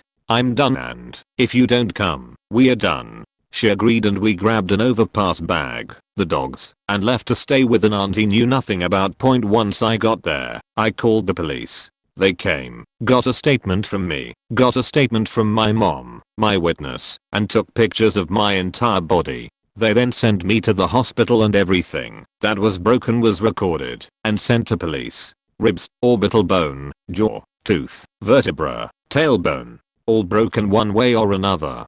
They arrested my father the following Thursday, this happened on a Friday, for battery with bodily injury, and instead of setting his bail at the usual $5,000, the judge saw it fit after the extensive injuries to set it to $20K. He spent 74 days in jail out of a 365-day sentence. He had restraining orders against me and the home itself. But what he didn't know when he came home was that the house was empty. In 74 days, I emptied that damned house, had the power cut, water cut, his cell phone cut, everything. That happened last summer. He sent threat after threat in the months after, saying I deserve to die because I took everything from him. Sadly, my mom died in February. I had his family let him know and was told that he's better now. He goes to AA/NA weekly and goes to church every week with his sister. I didn't buy it. He got pulled over for a seatbelt violation and instead of paying the $50 fine, got his license suspended. He violated his probation. And just the end of last month, he got arrested for public intoxication and harassment, getting banned from a small bar. So, after the first death threat, I bought a gun. I'm in counseling for PTSD and major depression because of him. I found out he's been trying to find me. So I always have a gun on myself, and I'm always prepared. If I see him, he will die. TLDR, lifelong child abuse turns into near-death experiences. So I bought a gun, and if I ever see his again after the multiple death threats, I'm gonna kill him. PS. I've taken all sorts of gun classes. I go to the range once a week, and I have my concealed permit. My apartment is armed to the teeth. I keep a loaded shotgun with buckshot by the door, because buckshot will penetrate a person and not walls. Potentially killing a neighbor, a 9mm Glock in the living room, that I can run and reach if in a crisis situation. In the bathrooms are tasers, and in the bedrooms are 2 fingerprinted gun safes that contain both my .45 caliber Glock and my girlfriend's .380 Glock. Because of the restraining order, I get visits from officers that know my situation when he does something stupid that fucks up his livelihood. In his mind, I'm the reason he's alone, that my mother's dead, and that his own son, my brother, won't even speak to him. Same with his mother.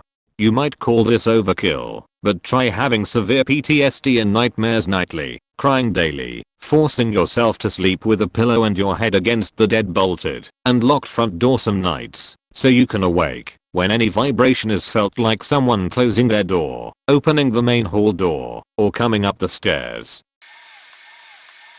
About 8 years ago I moved out of my parents' house and ended up in a pretty nice apartment for a steal. Initially it was okay, but after a year the neighborhood had turned to sheet point. My family is a hunting/bow-hunting hardcore family. We all have guns. I took one with me the day I moved, a Taurus RT.38, an amazing Brazilian revolver. I was smoking weed with my then girlfriend, just laying in the bed watching Futurama. I remember it very vividly, even though I rarely think about it. My gun is at an arm's reach by my bed. We heard a loud noise of wood cracking, the door bursting, and she immediately freaked out. I entered autopilot. For a moment, it was silent, but I was already reaching for my gun after the sound. We didn't know if there was anybody at the time, but 3 or 4 people had been robbed in my building, so we were already scared. The past few days we heard men talking. Start looking. I think I can hear the TV. The door was closed. We were dead silent. My girlfriend was laying crying behind the bed, but didn't make a sound, bless her soul, and I was in the darkest corner pointing my .38 at the door. The bastard didn't have a chance.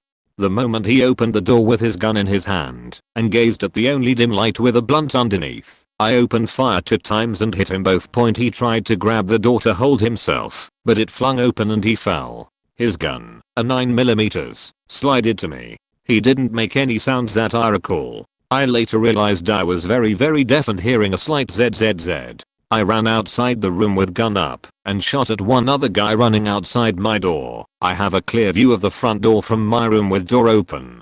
My girlfriend's MacBook Pro in the ground, beside my wallet, and the smell of mud are what I remember better. I didn't hit my 3rd shot, but I ran after him anyways. Now I regret that decision. He colder killed me right then, and I didn't know if the guy in my room was dead or not. I had to check on my girl. but I ran after him, fired another time trying to hit him in the stairs, and yelled, "Come back, beach." I didn't hear shit, so finally I realized I was deaf. So I stayed there a couple minutes just pointing my gun downstairs and waiting. He didn't come back, so I ran to my apartment. The guy in my room was already dead.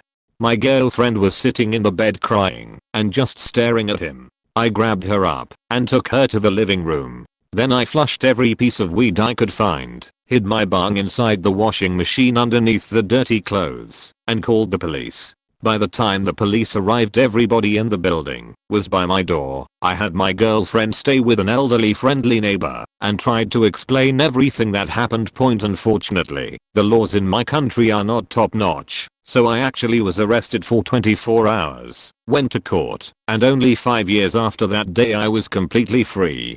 The janitor was in on it. It was her husband. She went to jail for the 4 robberies in the building and also gave the other guy to the police. 2 weeks after all that shit, he was arrested. I only regret being too reckless. I also regret not killing the second guy. I didn't feel pity or bad at all.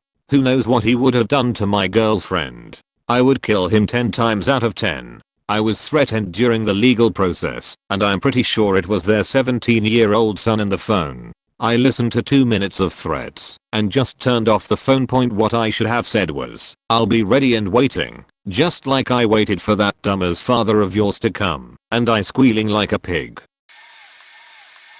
Made a throwaway for this, since I've never told anyone except for my older sister. It was 3 years ago, and I had got a place cheap on rent in a bad area where I live. But I just got bounced by my family after completing college, so what else was there? I decided to buy a small gun, just because of the area. It was a Taurus 709 Slim.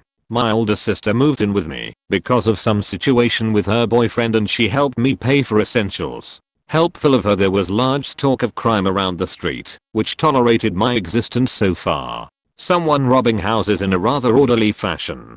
Come in, steal stuff, and close the door when they leave.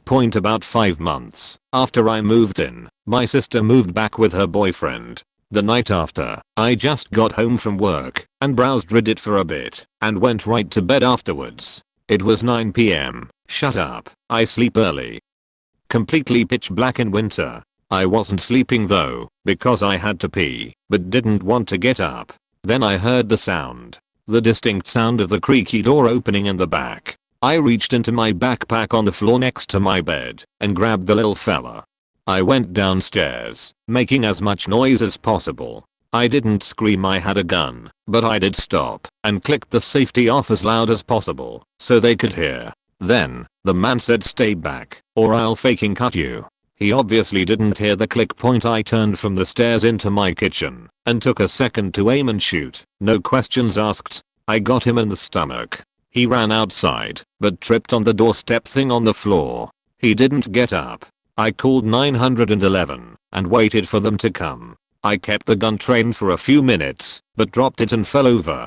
It was exhausting to think about it. I just killed someone. But it was way too easy. Wasn't there a moment where one should be stricken with stress and anxiety over what they've done? Not me. I just grabbed some Mountain Dew from the fridge and waited for the cops. When they got there, the body was identified. I never looked. It was my big sister's boyfriend, come to retrieve her stuff along with some of my goods as well. She took it hard, but didn't oust me. We still talk frequently. TLDR, it was incredibly easy. Too easy.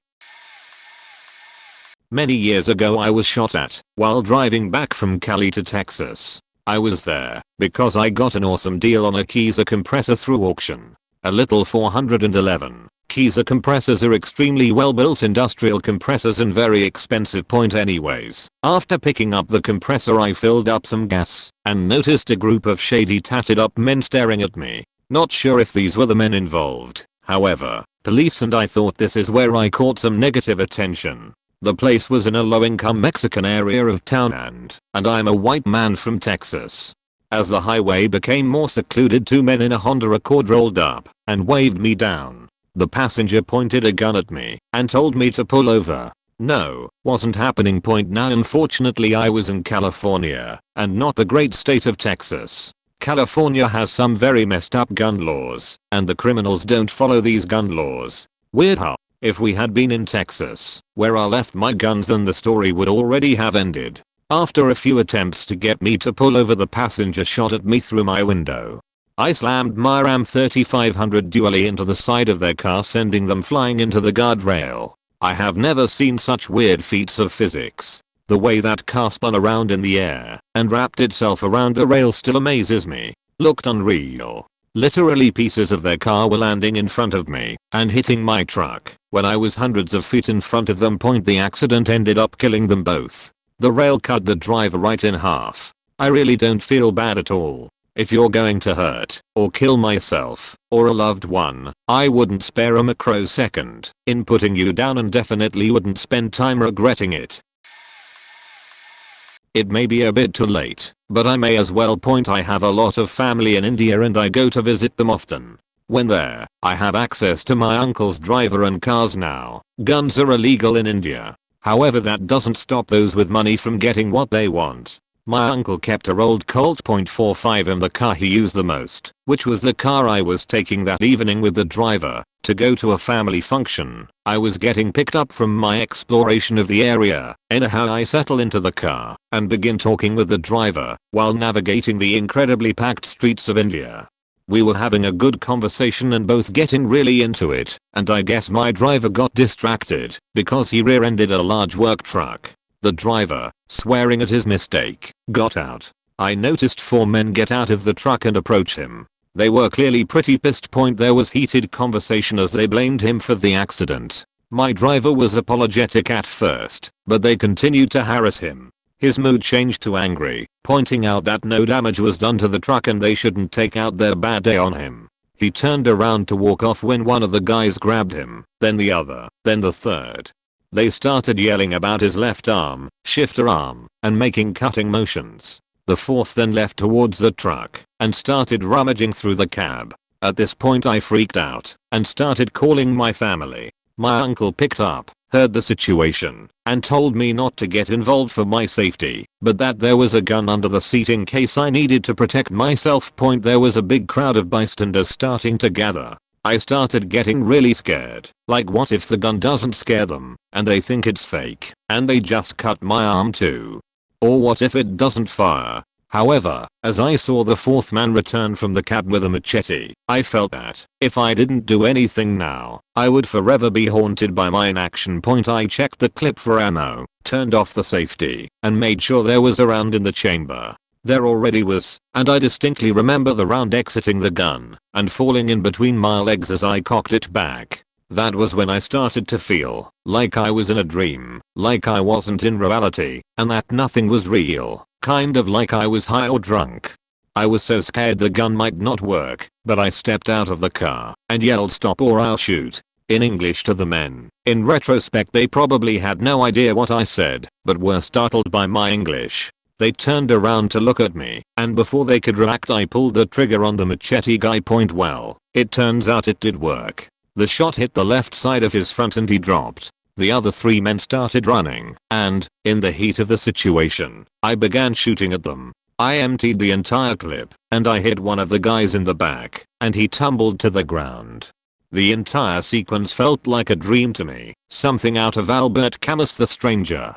It just didn't feel like it was actually happening. The crowd was yelling now, but they weren't running away or towards me for the most part. The driver grabbed me and pulled me back in the car and told me if we didn't leave we could get mobbed to death. As I watched the machete guy lying on the road, limply nodding his head left and right, the driver pulled a U-turn into the other way, and we sped off, pulling a few detours before we started heading back home. He was muttering and swearing under his breath the entire time, constantly checking his review. I was sitting there quietly in a daze, watching as we squirmed through traffic. I told my uncle what happened, and he just hugged me and scolded the driver. Irrational, I know, and told me he would take care of the fallout. He also assured me that no one else in the family would know what happened. I guess there was never any fallout, because I never heard of the issue mentioned anywhere. I honestly don't really feel anything. I'm not actually sure if I killed anyone, but regardless, it's hard for me to feel sympathy for them. While I do understand how frustrating it is to be someone born into a lower socioeconomic class in India, and the sheer hopelessness you face as you realize whatever job your dad has is probably what you're going to be doing for the rest of your life, while as whole rich kids with too much money drive their BMWs at 200 km/h on the highway, it didn't excuse their actions. The guys holding my driver down were more than willing to cut off his arm. As I rationalize it, if you're willing to cut someone's arm off, you should be willing to potentially face the consequences. By the end of the week I was, at least on the outside, back to my normal self, though sometimes the thought I may have killed someone pops up in my head. These days, a year after the incident, I do not feel any different. 15 minutes till closing. Dude comes in, grabs a 32 ounces High Life, comes to the counter and pays. Normal sheet. Bag him up. Say thanks. Dude reaches into the opening, bulletproof glass, and grabs one of the pocket knives we sold for about $5 each. Then he just walks towards the exit, as though he didn't just steal a knife right in front of my face. Grab the 92F, and go flying out the counter. Was 21 at the time, and looking like a punk who says to rob wasn't acceptable. Come up on him, and attempt to pistol whip him upside his head. He ducks, turns, and now he has the knife open. She just got real faking serious. I back up a bit, while pointing the gun, and I'm yelling, put it down, Abajo. Thank God I had clipped the keys to my belt, cause we had a remote panic button. I hit the button a few times with my left hand, still yelling and shit. He just looks at me, and does that "I'ma cut your throat" motion with the knife. Fuck. This crazy motherfucker is gonna make me shoot him. I start taking a few steps back, when he does the throat cut thing again. Only this time his shirt started getting soaked in blood. What the fuck? Crazy bastard just cut his own throat. I'm hitting the panic button, yelling for my worker to call 911. See a police car turn into the driveway at the same time the dude slumps over. I put the gun down and raise my hands up. Got questioned for about 15 minutes, and they said I could go. My statement matched what the first two cops saw. Dude didn't make it. I was confused for a while. Shit was crazy. I have actually killed several people. I can't actually give a number, because many times it was as fast as I could gain a sight picture I would fire. The 7.62mm NATO round doesn't leave a lot of men standing. It's a pretty devastating round at distances, to say 400 yards. Shooting someone during the war never really bothered me. I took it as my job. He was doing his job trying to kill me, and I did my job and killed him first. I only ever think of the one time I crushed a man's skull with my hands to stop a sapper attacker's killing. It was a common tactic for the North Vietnamese to run into a fire base and detonate the bombs they were wearing. I had a sapper run right into me. I grabbed him, and for some reason he didn't explode. We both sorta stood there for a second, then the fight began. I was much larger than him, and just pounded the shit out of him. He wouldn't give up. I ended up on the ground crushing his head with a metal ammo can, and then a rock. He had bit me, and scratched me, and done everything he could, but I was just physically stronger. I had a lot of respect for that guy. He knew he was a dead man and went anyway. That is balls. I never called them gooks or anything after that. I saw them as the same thing as me. We were both told to defend our ideal and we did it. Too young to know better, you do it. The Corps taught me how to shoot someone with a rifle no problem, but they didn't teach me how to deal with seeing them breathe their last breaths. Throw away for obvious reasons. Very late on posting this, and it'll get buried somewhere, but whatever. Thought this would be nice to finally talk about and get off my chest. 15 years ago, I was sleeping with my next door neighbor. Her boyfriend abused her and threatened to kill her if she left him, and she had every reason to believe him. One day, while we were both in our front gardens, he told me he knew I was faking his girlfriend, and if we did it again he'd kill us both. I laughed, told him to fuck off, and went back inside. That night, I heard him being more violent than usual. We had paper-thin walls, until my lover/his girlfriend runs out the house, bleeding from multiple cuts, and tells me he was going to kill her. I locked my doors, and waited by the front door for about half an hour with a knife, before he started attempting to knock my door in. Eventually, he stops. I thought he left. Nope, the faker smashed my kitchen window in, and climbed through it. I try to talk him down. He punches me in the mouth, and I drop the knife.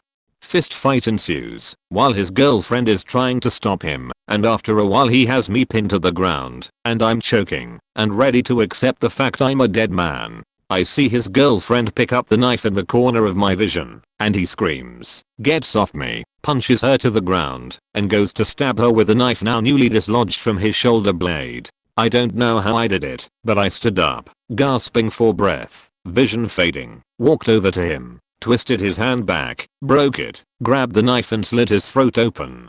Then I collapsed. Woke up a month later out of a coma, with a ton of legal bullshit on my hands. Managed to escape, going to prison, started a proper relationship with the woman I had just nearly died for, married her 5 years later. We now have a 6-year-old daughter together, with a son due in September. Long-term effects, none, besides dreams of cutting that bastard's throat open. I'd do it again, if I had to. No, I'm not a psychopath, but I enjoyed doing it. The cunt had it coming for him.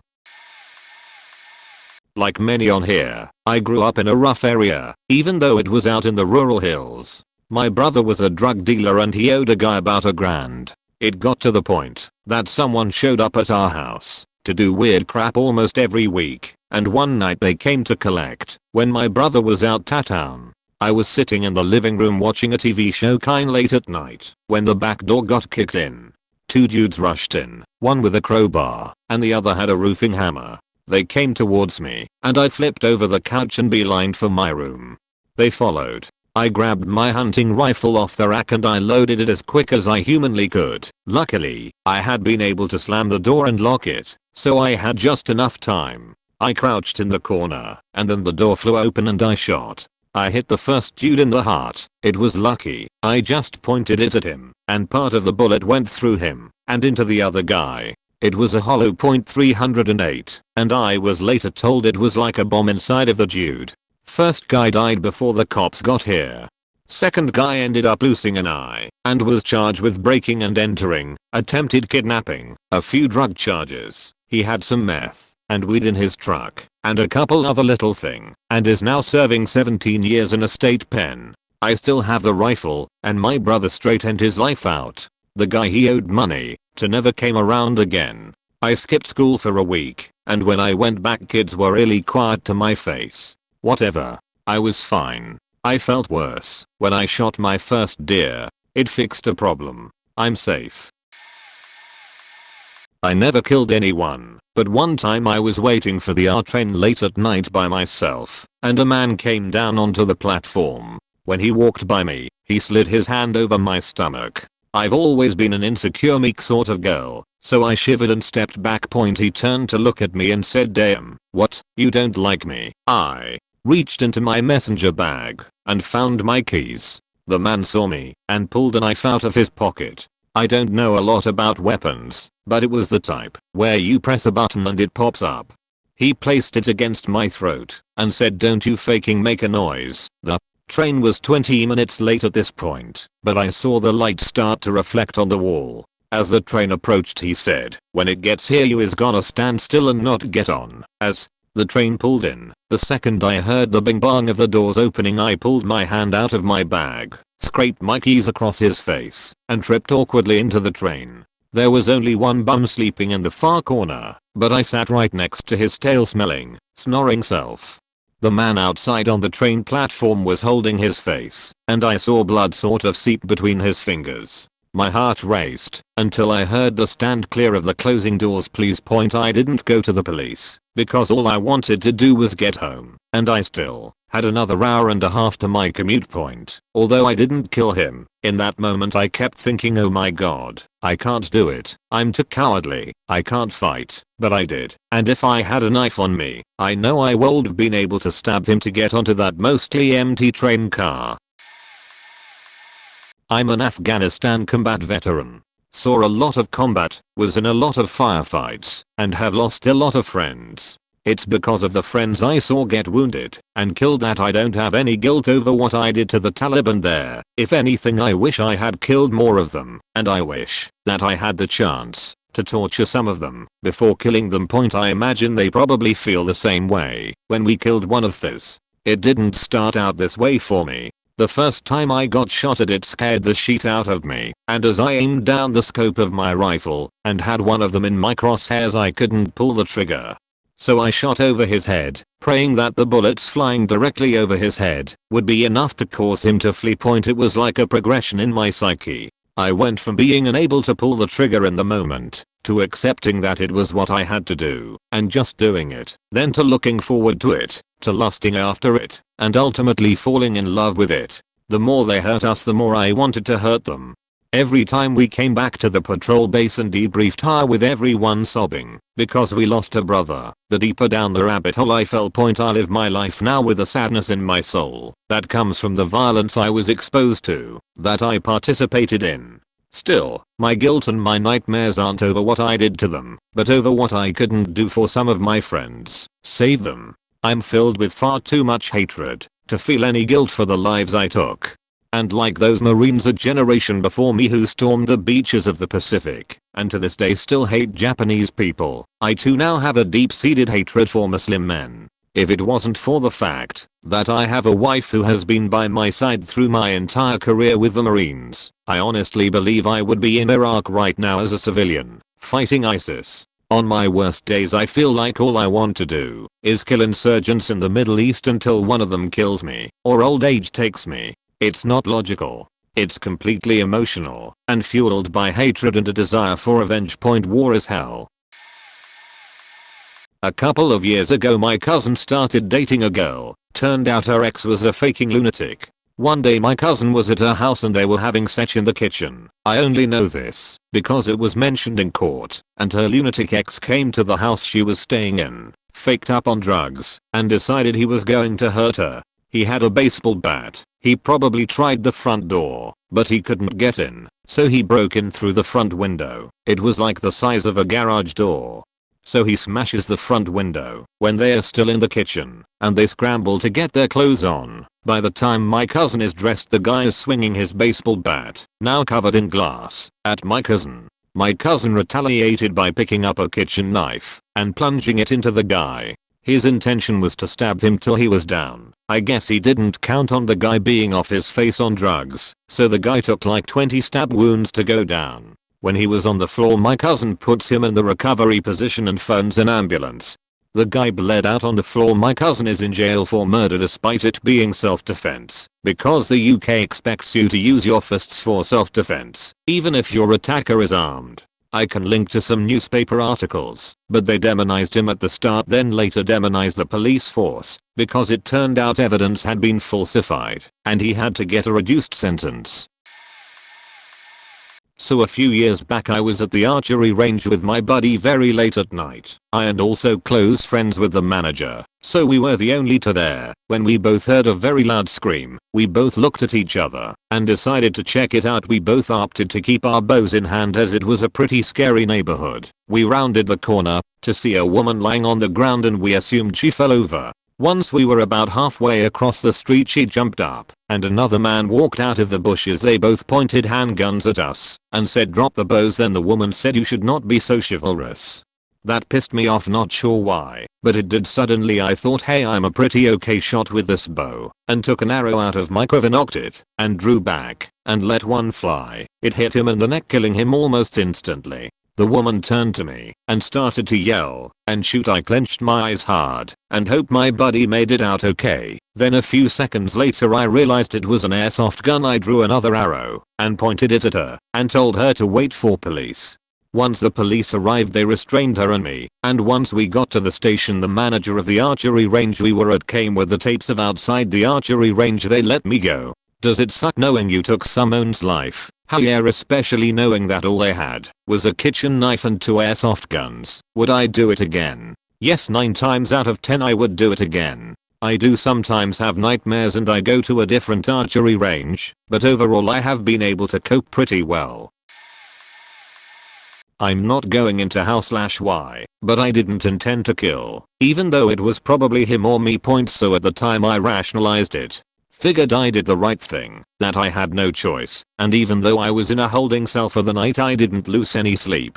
The next day I faced his friends and family. There were threats and curses, but it didn't faze me. and then someone brought his mother and daughter in. It was a cheap shot, but fuck, that got to me. I broke down and was on the floor sobbing for a while. Everything calmed down after that. There were no charges against me, and the mom said she forgave me, but I'm not sure about that point anyway. I got a lot of counseling afterwards.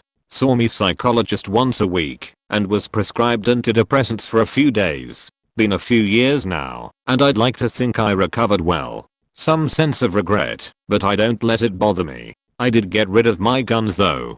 Plenty of people around me carry, and I figure another gun in a dangerous situation just makes things worse. The only problem I have is that every once in a while someone will bring up the fact that I killed someone, and certain people will give me that look, like I did some great thing. I killed someone. It's not an accomplishment, and I'm not proud of it. It's not like a movie or game where a character is stained red, and they stop mattering. That person had a life and they mattered to other people, and now they are gone because of me. It's not a good feeling. I, 21 at the time, used to work as an LP for a retail store that was in a semi-decent area. One night, we had a kid, around 18 to 19, come in early on in my shift, and try to steal. Well, we stopped his attempted theft, but he fought with us, so we, two of us, fought back. The police showed up, and, as the kid was getting carted off, he yelled out a threat like, "My people will see you tonight." Cut to closing time. These two cars pull up right to the curb of the store. A whole group of people swarmed the front doors, which were locked. One of my managers tried to go outside and see what was going on, but another stopped her because there was too many guys out front, and she was just one female. So, as the one manager is walking away from the door, this one guy banged on the door. He was yelling about his little brother. Well, guess who his little brother was? Yup, the kid we roughed up. The little sheep made good on his threat. The older brother said he wasn't going to leave until the guys that faked up his brother tried it on him. Now, mind you, the younger brother was about 110 and 5 feet 8. And the older brother was about 6 feet 2 and 240. So, a few other LPs started grabbing stuff from around the store to use as weapons. One guy grabbed a fire extinguisher, another kid grabbed a door lock we use. It looks like a long bar with bent hooks in it. And they were attempting to have the door opened. So, my coworkers and I finally make it outside to confront this group, and the brother, and we are basically all yelling at each other. No one has made a move yet. The older brother got nose to nose with the other LP that was fighting with his younger sibling. The entire time he kept flinching and gesturing like he was going to push/swing. After a good few minutes of this, my coworker backs up, called the guy a jerk or something, and the guy reached behind him. A manager that was out there yelled, "Gun." The LP that backed up reached in his pocket, pulled out a switchblade, and jammed it deep in the older brother's stomach. The older brother buckled and began to fall forward. Because the older brother was still moving his arms behind him, it looked like he was still reaching. My coworker kept jabbing the kid. After about 4 jabs, my coworker stopped. The group that was there to fight us all grabbed up the older brother and haul off. They hurled this big bloody pale mess of a friend of theirs in a car and drove away. All the while, someone who was driving by called the police when they saw that larger group in front of the store. Cops show up and basically handcuff my coworker. Another unit showed up, gets told what the other group's cars looked like, and followed them. The older brother ended up dying from blood loss on his way to the hospital, and my coworker got brought up on charges. My coworker fought the case like hell, and after about a year and a half, he won.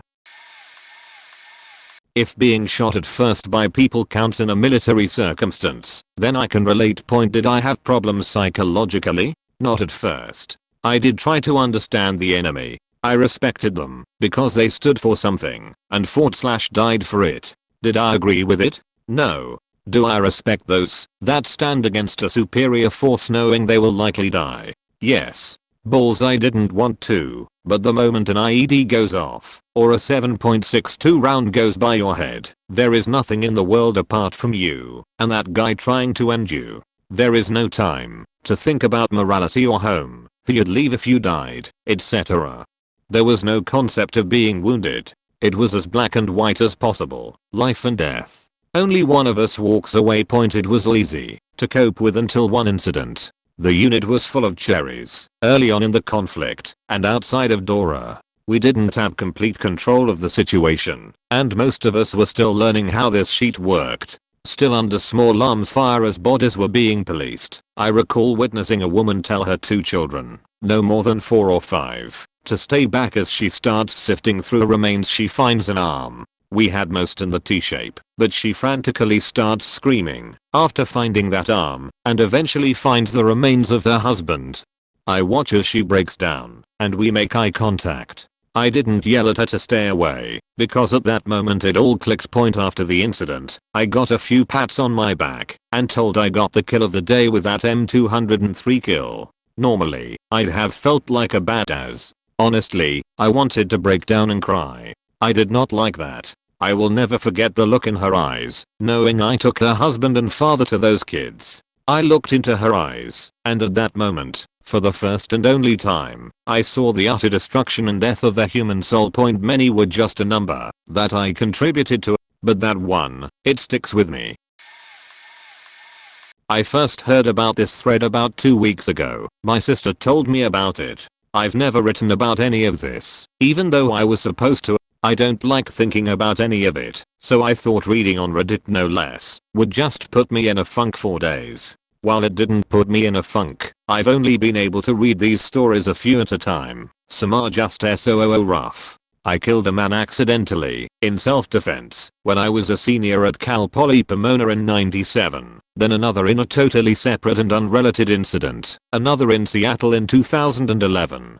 The first appeared to be a robbery attempt, but wasn't. The second time, it probably was in a movie theater parking lot. A pair of men pulled up in a car and blocked my car in, approached my window, and demanded all my money. They were both bigger than me, by a lot, so I gave them everything in my wallet, and the instant I handed the money over, one of them punched me in the side of the face so hard it knocked me over even though I was sitting in a car with my seatbelt on. My mouth was instantly filling with blood and what felt like rocks, and before I could even get a good look, he hit me again. Right in the face. I started trying to fight back, trying to hit him back through the open window. All I was managing to do though was either hit the window frame or his fist. By now, his friend was also punching me. I was getting hit so many times and so hard, I couldn't even begin to count. I was starting to lose consciousness. I knew that this might be the end of me. If you ask me now what the thought going through my head was, it's hard to describe. My brain was doing some kind of survival maths. I was fighting, but my brain was busy telling me it wasn't enough. Do more. Now, somehow in the fray, I had gotten one guy's arm as he tried to hit me, pulled it into my truck, and twisted it down to the floor. I had one guy, he couldn't get back out or continue hitting me, but he started screaming. His friend stopped hitting me and ran, and all my brain came up with was don't let Geo start truck and run. So, while still holding the one guy's arm, I started the truck, shoved it into reverse, and stomped the accelerator to the floor. I'd lost track of the other guy, and I didn't know it then, but he'd run and tried to retrieve a very large kitchen knife from his buddy's car and was standing between my truck and the car when I hit reverse and put my foot to the floor. I remember the hard bang crunch of the cars, and I remember seeing a silhouette of a man's upper torso just fold up and disappear into the side of that car that was blocking me in. Then everything started to move. I was moving. His car was moving. I don't remember getting clear, or switching from reverse to drive, or letting the other guy's arm go, or driving home. I just remember getting out of the truck shaking so badly, I could hardly stand. I didn't know how much blood I was covered with, or what I must have looked like, but when I walked into the building where I lived, 4, maybe 5 students I knew just flipped out. Others just stared. They had me lie down and actually lifted my shirt, and looking for bullet or stab wounds. They called campus safety. I told them what had happened, and they insisted I be taken to the hospital, where I was arrested and automatically charged with murder/manslaughter/vehicular homicide/assault/leaving the scene as a matter of course. After being treated for 4 days for a broken jaw, a broken nose, there were multiple lacerations that required gluing and stitching. I lost most of my teeth on the left side. There was concern regarding my left eye. Because of a displaced orbital fracture, there was worry I might lose my eye. I was released from the hospital on bail, eventually after many months and lots of legal bills that my parents had to pay. The charges were drop point in Seattle. I began feeling really run down. I mean unable to get out of bed for days, kind of run down. I had finally found a doctor who was actually taking new patients, and long story short, I got to go back once a week for a year. I'd been going for almost 8 months when it happened. I walked out of the building's elevator well, into the parking garage, and someone who I never saw or heard poked me right in the back of head with something hard. I froze and turned around slowly, and a man was pointing a gun right at my eyes. The barrel was so close I couldn't even bring it into focus. As I turned around, he had to move it around to keep it pointed at me. I just froze, with my hands up, staring at him in disbelief. The treatments tended to leave me weak, fuzzy, and nauseated anyway. When my brain finally started to work again, I tried to ask, "Just tell me what you want." But as I said it, my left hand pushed the barrel out of my face to the side. I didn't even consciously think about it. It just happened. As soon as I felt the gun, my hand just closed around it and clenched down as hard as it could. So hard, I felt the frame bend and bottom out. The guy slapped me across my face and tried to jerk the gun straight back, but I just drove into him, forcing my body between him and his gun. There was absolutely, positively, no way I was letting go, at least not while still alive. He grabbed me around the neck with his other arm and tried to pull the gun back towards my head. With my other arm, I grabbed his wrist behind where he was holding the gun and pushed it away. I could feel him start to pull the trigger. I could actually feel springs compressing and things moving inside the gun. I knew if I didn't push it back away, he was going to shoot me in the head. I twisted my whole body and forced it away.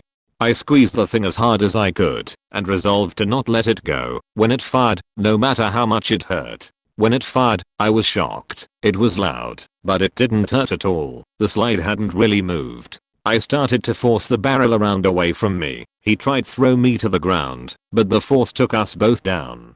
I continued to twist. I could feel it was slipping from his grip. I forced it hard and his grip just gave way, but his trigger finger was trapped. I was underneath him now, with his gun, his trapped finger, and my back to the ground. I wanted him off. I got one foot on his belly, by his belt, and kicked him off. I heard and felt his finger snap, and I watched it stretch about 4 inches. He screamed, grabbed his finger with his other hand, then started stomping on me. I tried to roll away from him, but he just kept kicking and stomping and stomping. Somewhere in the rolling, stomping and kicking, I tried to fire his gun at him. I must have pulled the trigger 4 times, but the trigger was dead. He must have seen his gun not fire, because he continued kicking. Then, all of a sudden I figured it out. His gun never ejected the spent case. After the first close call years before, I learned how to shoot and how to clear a jam. This was a jam I'd never seen before, but a jam all the same. Having figured it out, I pulled the slide back, let it go, sort of aimed, and pulled the trigger, hard. This time, the trigger was firm, and it fired. The man stomping the life out of me collapsed, on the ground, motionless. I wasn't aware of it, but after the first gunshot, people from the building had begun to come down. They were just watching. Nobody helped, or even called the police. Later, the police told me the bullet hit him about an inch above the tip of his nose, because I was on the ground, and he was standing. The bullet went through his brainstem. He died instantaneously. Seattle PD never charged me. There were security cameras in the garage, and enough witnesses that saw it was his gun. I was married by then, with a 9-year-old daughter. I went to therapy, where I was told what to expect to feel, what to feel. I was given antidepressants and anti-anxiety medication. I didn't need a psychiatrist to tell me that I had PTSD, and most of what the shrink said felt hollow, contrived. I still had to go to work, and the same doctor once a week for 4 more months, and I was just done. The first attack years before had changed me, but once it happened again, it was no longer a freak event, but a solidified change in my perception of everything. People, places, politics, work, everything. I no longer want to go anywhere alone or unarmed. I'd had trouble sleeping for years, but now I almost couldn't stay asleep for more than a few hours at a time. All of it made me harder, colder, more skeptical. People no longer get the benefit of the doubt. If someone's acting aggressive or strange, I just leave. It doesn't matter what I was doing. Seattle, a city I once loved, was forever ruined in my mind. Everyone kept telling me it wasn't my fault and they expected that to make me feel like life was normal again, but it didn't. I knew it wasn't my fault, but it didn't matter. Reality had changed for me. People kept saying ridiculously dumb things to me, like the doctor, who sometime after, told me they were moving offices because of me. Friends or acquaintances would ask me, or tell their friends, "He's the one I told you about," or assume I agree with them on political matters like gun control, or about racial bias in the justice system. They'd argue or dismiss me if I disagreed. They completely failed to grasp that I no longer cared about any of that, at all. Not one iota. It wasn't a theory for me. There were hundreds of reasons, but I couldn't be in Seattle anymore. Throwaway. For obvious reasons I collect weapons from all different ages, countries, and cultures. My favorites being guns and swords. I had just gotten finished sharpening my Albion Caithness, a Scottish arming sword, for a cut test the next day. I heard the glass on my door break, and then the door opening, so I grabbed the closest weapon I had next to me, the arming sword. My guns were in the safe, and my daily carry was in the nightstand upstairs. I yell to the intruder that I'm armed and will kill him. He yells back, "I'll fuck you up as whole." Not exactly dramatic dialogue, but nerves were high and I was sweating bullets. I turned the corner and he's there, holding a big serrated steak knife. We looked at each other for a split second. His knife looked really intimidating, and then I realized I had a 3-foot-long sword. My brain went into autopilot. I raised my sword, took a step forward, and made a downward cut. It struck him in between the neck and the collarbone, and went down about 1.5 feet. He sort of half-sag stood, as soon as the sword was in him. Limp but still upright, if that makes sense. I don't know if it was him in shock or him losing consciousness. Maybe both. After some tugging and tearing, I got the sword out, and ran it through his stomach. His feet came off the ground as the blade and I lifted him. It was surreal. There was blood everywhere, and it was spurting from his neck, and pouring from his stomach. I called the cops and they came. They took my sword and the guy asked me some questions, then left. I eventually got my sword back. I don't feel any regret. The guy was a piece of shit, and was trying to steal my stuff, and I have no doubt he would have killed me had I not killed him. The world is just better off without some people. Point at it. The guy died on scene before the cops got there.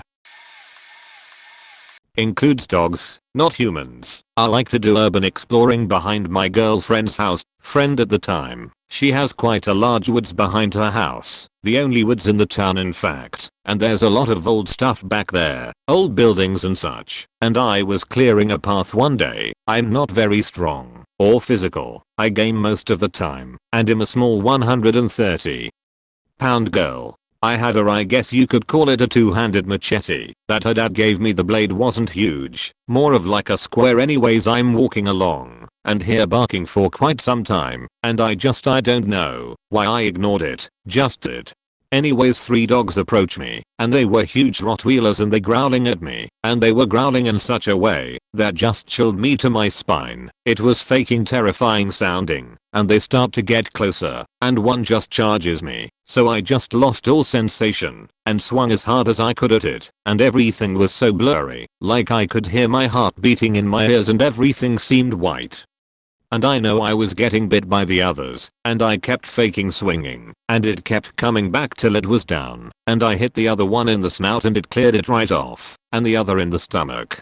I remember walking away, blood from my legs, arms, stomach coating my clothing, and I couldn't feel it. I was crying hysterically, and could hear the one alive dog squealing and writhing in the dirt with its stomach out. They got me pretty good with a few bites, but the only bad one was on my leg. We called animal control, and the one was still alive barely, though they put it down. They were someone's pet too, that lived on the other side of the woods and all had rabies shots, though I still had to get shots done. The worst part was the squeals when I'd hit them, and when they'd go down, and how the first one kept coming and coming, and I could see the hits I was making ripping open wounds. It was terrifying, and I no longer trust dogs in general, but I'm fine now, and for a while, after I felt like a warrior lol, and my girlfriend jokes sometimes about how much EXP I got. I've told this story on similar threads before, but once I beat a man to death in a club when he attacked me. Basically, I was talking to a few friends while my girlfriend was getting a drink at the bar. He came up to her, started flirting with her. I didn't care, because at the time he seemed perfectly benign, but then I noticed that he started slapping my girlfriend on the ass and being a little too hands with her, leaning too close, violating personal space. You get the idea. So I confronted him and told him to piss off. He didn't even say anything, but he immediately punched me and knocked me to the ground. This guy was about 6 feet 0 inches and was decently muscular. From the ground, I looked at his shit-eating grin and the horrified look on my girlfriend's face and promptly got up and tackled him, pounding the sheet out of his head. I broke his jaw, his nose, but even more seriously ended up bursting his right temporal artery. I knelt on his chest, forced his face to one side, and pounded the side of his head. Eventually, as you can imagine, the security took me off him, and at the time he looked fine, but then he hemorrhaged and passed out. An ambulance was called, and apparently he died on the way to the airport. Police then questioned me, but luckily I ended up getting off with no charges, because all my friends spoke up for me and explained that it was self-defense issue. Psychological impact. Perfectly fine, even proud, because this guy was actually pretty muscular. I'm also pretty muscular, but I was a few inches shorter than him, only about 5 inches 9 inches. I've never felt any guilt, and to be honest, since he hit me first, it was kind of exhilarating to beat him up, even if he died in the end. Using a throwaway, because I don't want to get doxxed. This one night I was with my girlfriend. We were walking in a pretty bad area of town. We just left dinner at a nice restaurant, and it was around 11 PM. We were a few blocks away from home, when all of a sudden some people ran up on us. Jit. On the ground. Wire boy. Tell ya how to. We complied as fast as we could. They then started beating me. One of them grabbed my girlfriend and started going up her skirt. I lunged at him. Oh, you think you tough wee boy.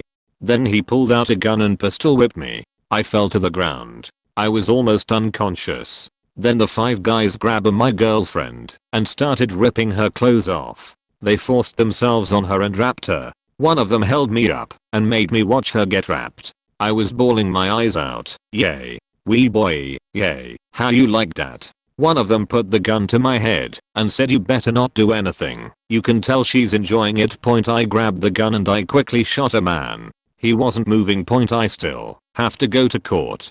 I will update in a few weeks. My charge wasn't that serious. Then they started pistol whipping her. I was so mad. Then sirens came and they scattered. The police asked us for their description. I said 4 young black males around the ages of 20. They were caught 3 weeks later. I was in jail for a few days until my girlfriend bailed me out. We still go to therapy and that happened 2 years ago. Most traumatizing moment of my life. No need for a throwaway, because no violence actually happened. Spring break, I came back from my girl's place to get things from my apartment, but I got distracted by my computer. I had my headphones on and was in the middle of the start of a serious gaming session. I was upset because someone had recently stolen my bike. My apartment was shitty. The only lock between me and the world was our door. The building itself isn't secure, but the rent was cheap.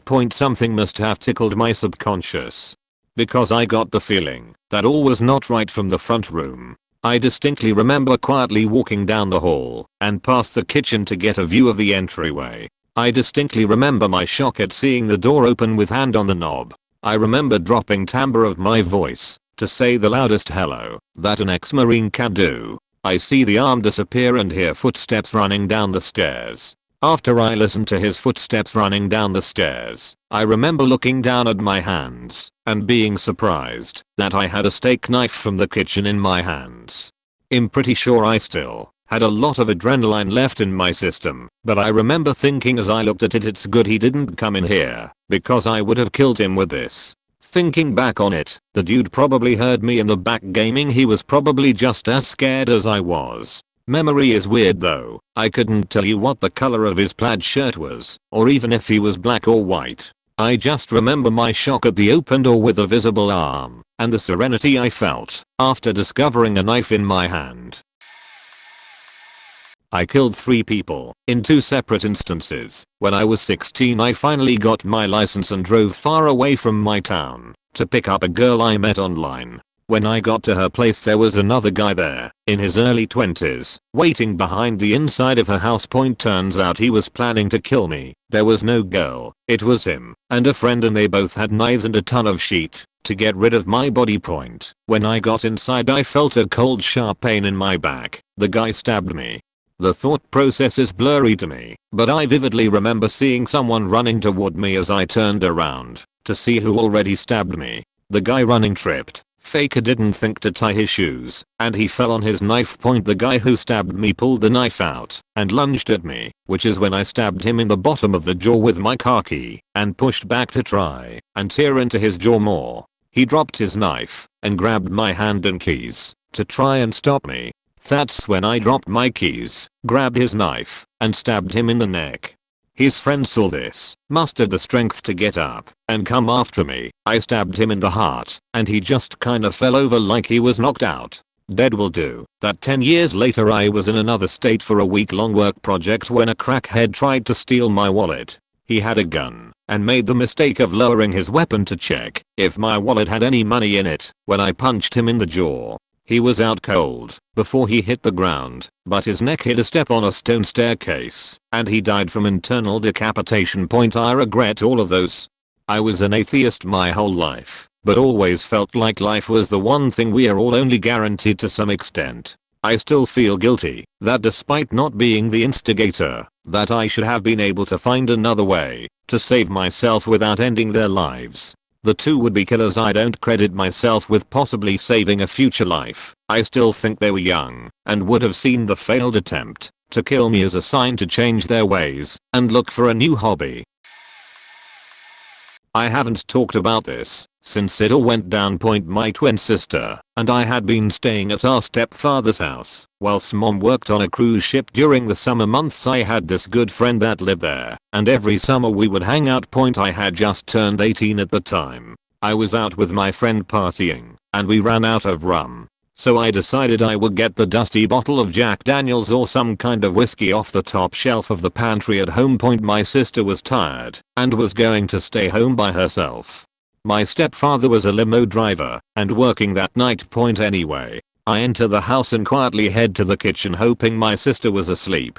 She always scolded me if I did wrong. I pass the basement door and see it's open a little and the light is on. I wonder what my sister is doing down there. The house was built on granite and the basement had this massive rock pillars that held up the foundation. Anyway, I push open the door and I hear my sister voice. Holy fuck, she is faking down there. So I start down the stairs yelling gotcha, thinking I was so cool. Then when they came into view I see my sister with a burlap sack over her head, struggling underneath a man. He jumps up off her and runs towards me. There was an object in his hand, but I didn't see what it was. Turned out to be a massive screwdriver. Later, I didn't really realize what happened. He was upon me in seconds. I kicked as he was lunging up the stairs. He fell backwards and the back of his head smashed onto a rock pillar. I remember the ear booming feeling as I saw his drunk face and his legs and arms just twitching with his bloody penis still exposed. It was a horror movie nightmare. Worse, it was just, after a few minutes of gurgling, while I freed my sister, he stopped breathing. I called the police. They forced my sister to ride in the back of the ambulance with the body of the man who just raped her. Turned out, he was my stepfather's brother, who had recently been paroled after serving 10 years for exposing himself to teenage girls. 8 months later, my twin sister took her own life a day after a state social worker told her that she should just stop crying and return to a normal life. Oh, and the cops charged me with public consumption of alcohol and DUI since I had driven home drunk to get the other bottle. Those two charges haunted me for years. I'm 54 years old and a recent prospective employer asked me about the charges. I couldn't tell him such a personal story, so I just replied I was very young and stupid. I'm older and wiser now. I did not get the job. And damn, my twin sister is dead, but always there in my head. Except those memories are now erased by the image of her bent over helplessly with a sack tied around her head. I don't even remember freeing her really. It was all just the weird days after it happened. After my mom found out my stepfather was the one that gave him a key to the house, she couldn't ever forgive him and they divorced. Edit. Don't ask any questions because I won't answer them. This is all that I want to say about this terrible Edit 2. Some corrections of events my brother so kindly pointed out to me. Memories are not so reliable.